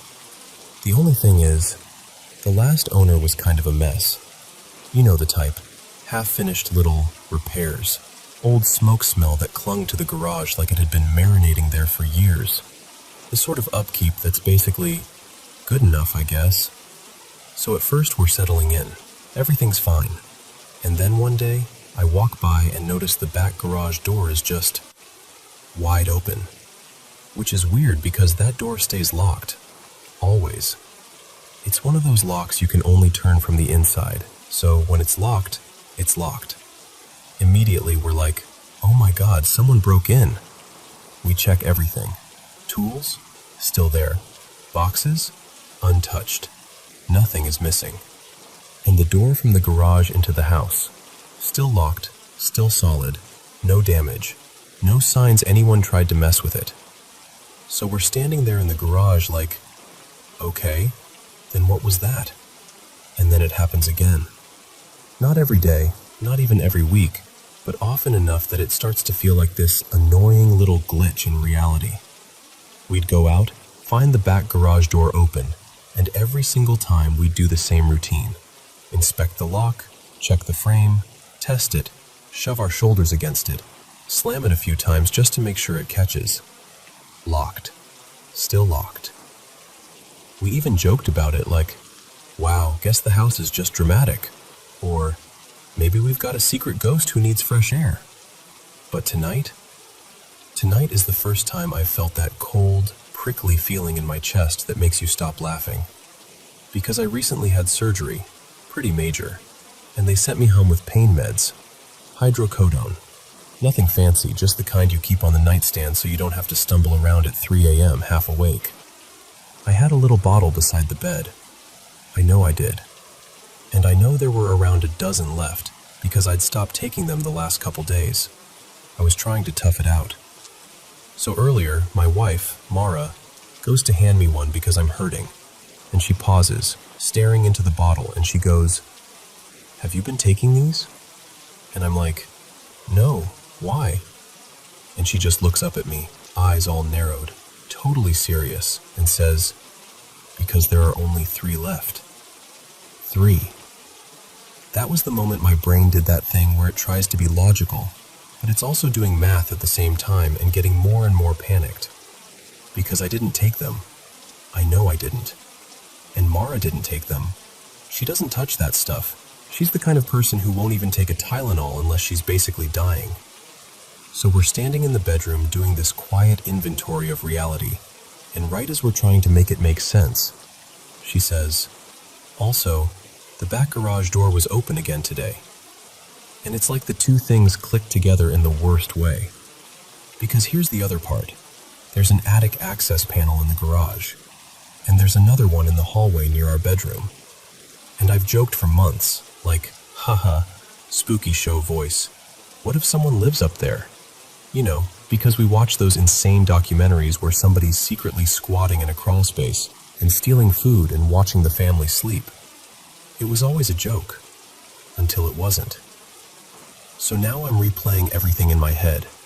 All the times we found that door open, how it always seemed locked, how we'd slam it and double-check it and swear to each other it couldn't be the wind, how nothing looked out of place, but also how we weren't exactly looking for subtle things, because why would we?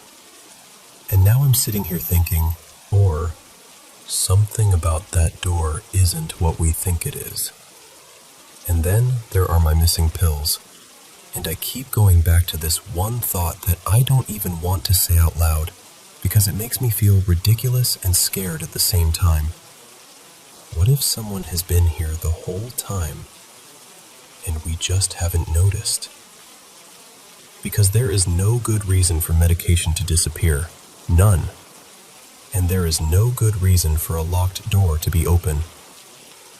So yeah, that's where I'm at, trying to decide if I'm spiraling or if something is genuinely, seriously wrong.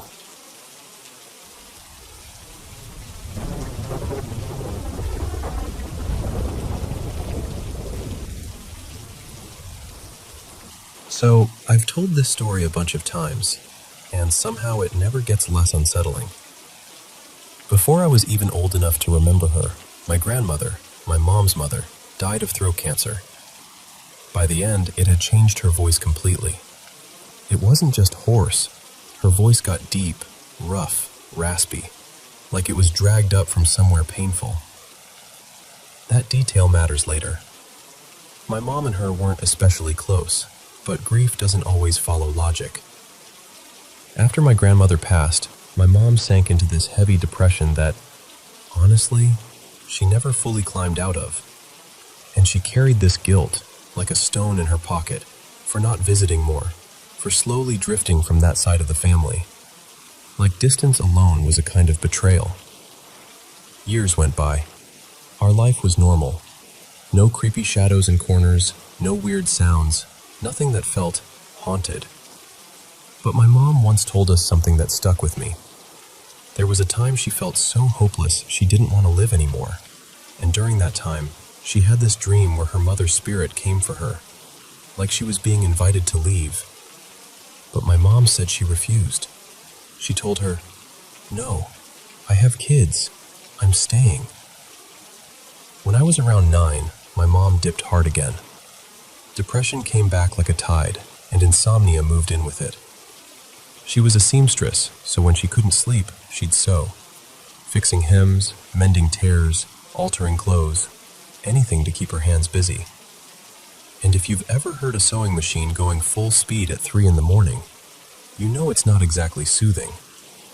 Some nights I'd wake up from the clatter and whir, shuffle down the hallway half asleep, and go to the bathroom.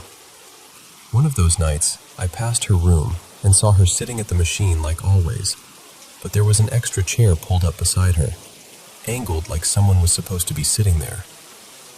I remember pausing and asking, all innocent and blunt like kids are, "Why do you have a chair there if nobody's using it?" She didn't answer, not even a glance, just kept sewing. I shrugged it off, because what else do you do at that age? You go back to bed and let grown-up weirdness stay in grown-up spaces. But months passed, and it kept happening. The chair would appear beside her while she worked late at night. My dad and my sisters got worried, and, honestly, irritated too. It's hard to be compassionate at 3 a.m. when a machine is rattling the walls.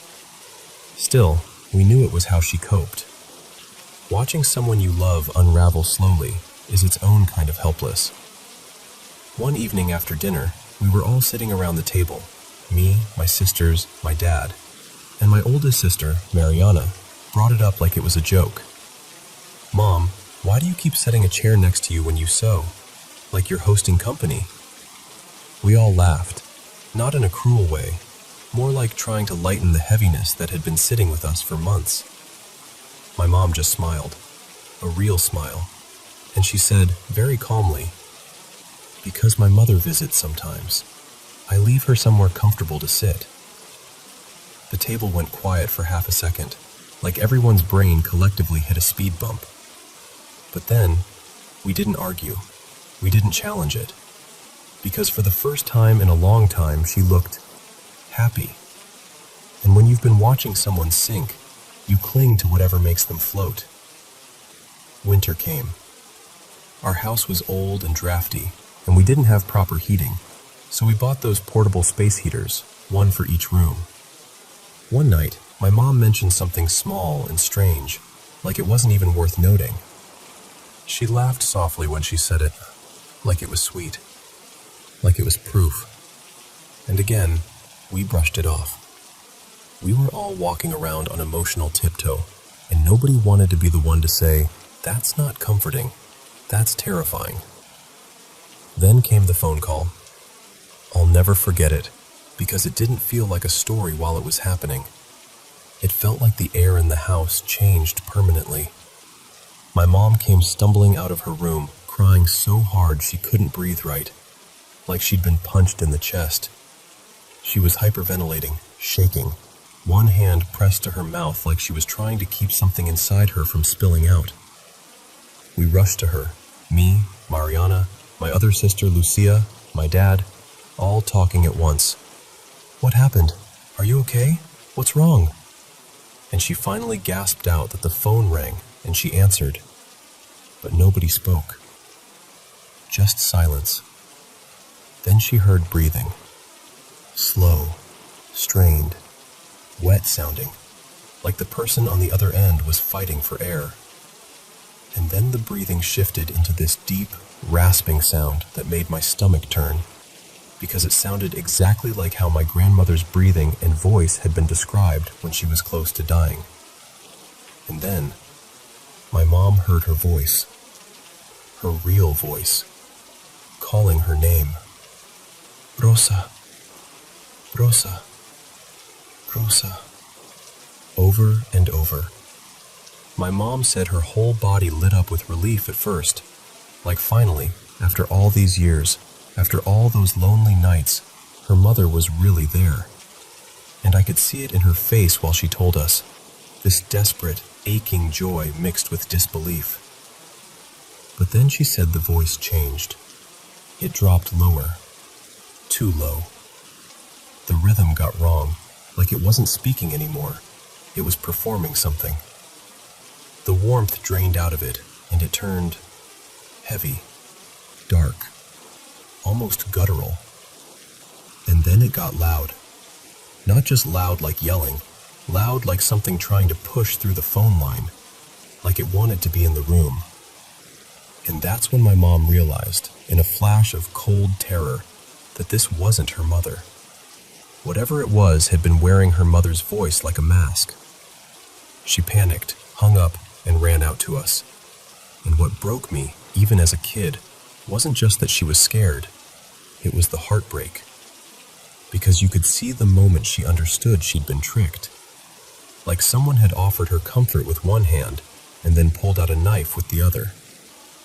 I've never seen a face hold grief and fear at the same time like that. It was raw. A week later, my sisters, who were not religious, not spiritual, not the type to do rituals, came home with a Bible and a bundle of something to burn. Not Palo Santo this time, some kind of cleansing herb they'd found at a botanica shop. It smelled sharp and earthy, and it smoked like crazy. They walked through every room reciting passages, half-remembered prayers, bits they looked up, things they'd heard from older renters. The smoke crawled along the ceiling and pooled in corners like fog. My dad stood there with this expression like, "I cannot believe this is my life." My mom barely participated. She was quiet, exhausted, almost ashamed. And me? I just watched. Too young to fully understand, old enough to feel that something was seriously wrong. The next night, after dinner, we were all in the living room watching some trashy reality show. Something loud and stupid, the kind of thing you put on to drown out your own thoughts. It was winter. All the windows were shut. I remember that clearly because Lucia had made me get up earlier and check my bedroom window twice. Then we felt it. A rush of wind, right through the room, like someone had opened a door directly into our faces. We all turned at the same time, confused because nothing was open. And that's when we saw it. Not a person, not a shape like in movies.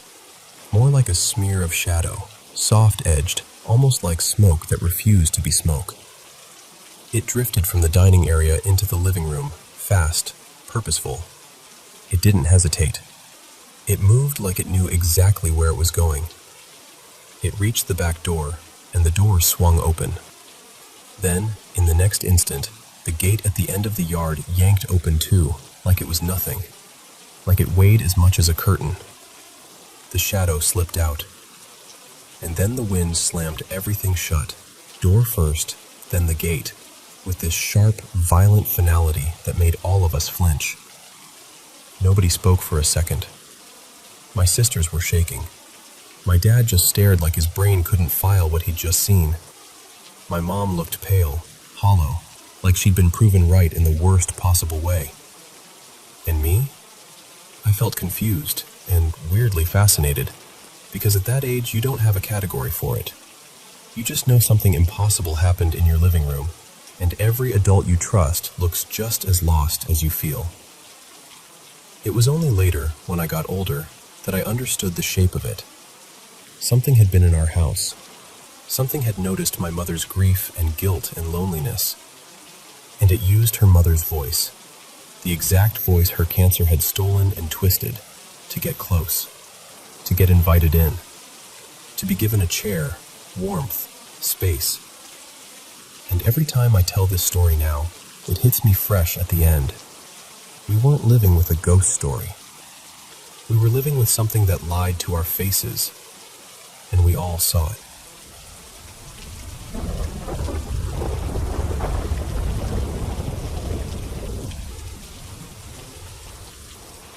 Hey, so I'm usually the kind of person who talks myself down when something weird happens. Like, if I hear a random creak at night, I'm immediately like, okay, the house is settling. Maybe it's the pipes. Could be an animal outside. I'll take almost any logical explanation if it helps my brain relax, you know? But lately, I don't know. There's been this stuff happening that doesn't fit into any of my usual rational boxes. The biggest thing is these flashes of light. And I don't mean like headlights through a window or a bulb flickering. I mean a sudden, bright white flash. So quick it's almost like your eyes barely get time to register it, but it lights up the whole area for a split second. No sound, just this clean, silent burst. At first it was mostly at my apartment, and I tried to be reasonable about it. I told myself it had to be wiring, or a weird reflection, or maybe some motion light glitching somewhere. But then it started happening in places where that explanation didn't make sense. Like this one time. This was the most recent one that really shook me. I was in this little back room at my friend Maya's place. It's basically a storage space. No outlets nearby. No lamps.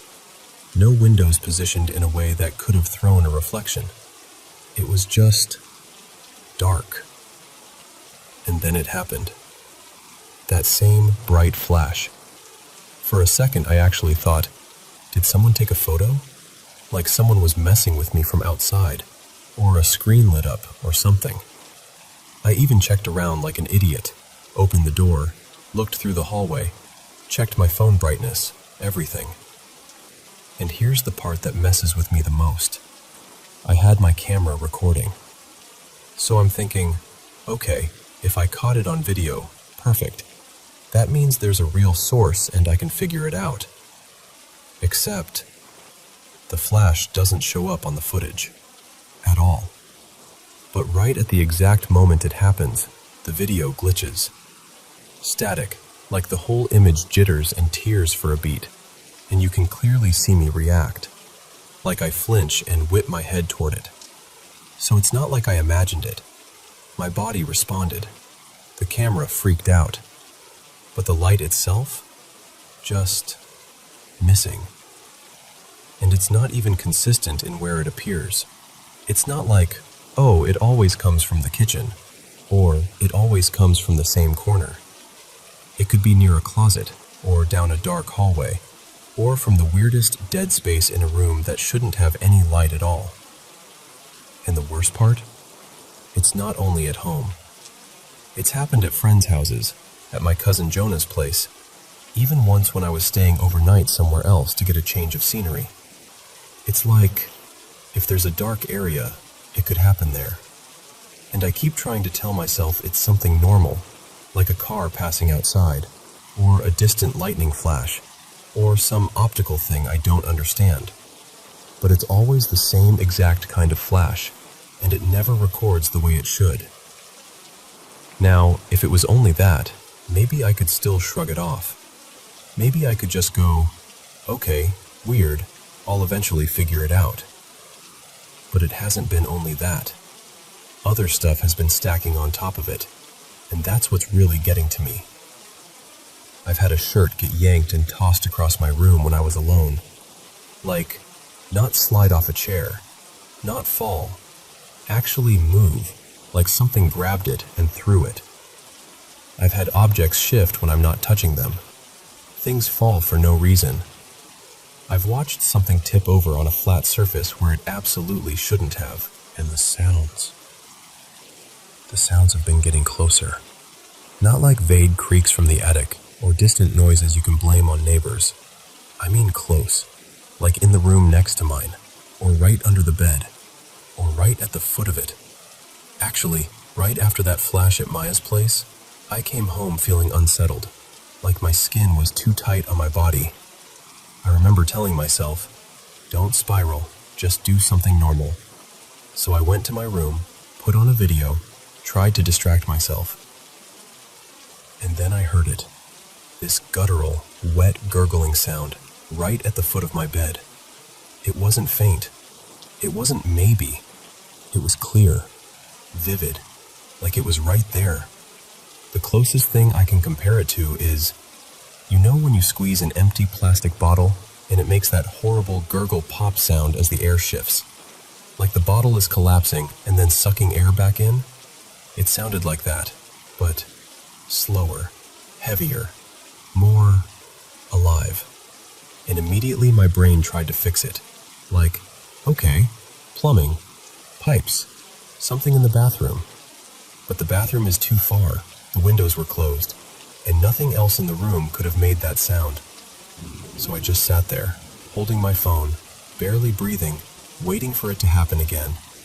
Because sometimes if you hear something twice, your brain can place it. You can solve it.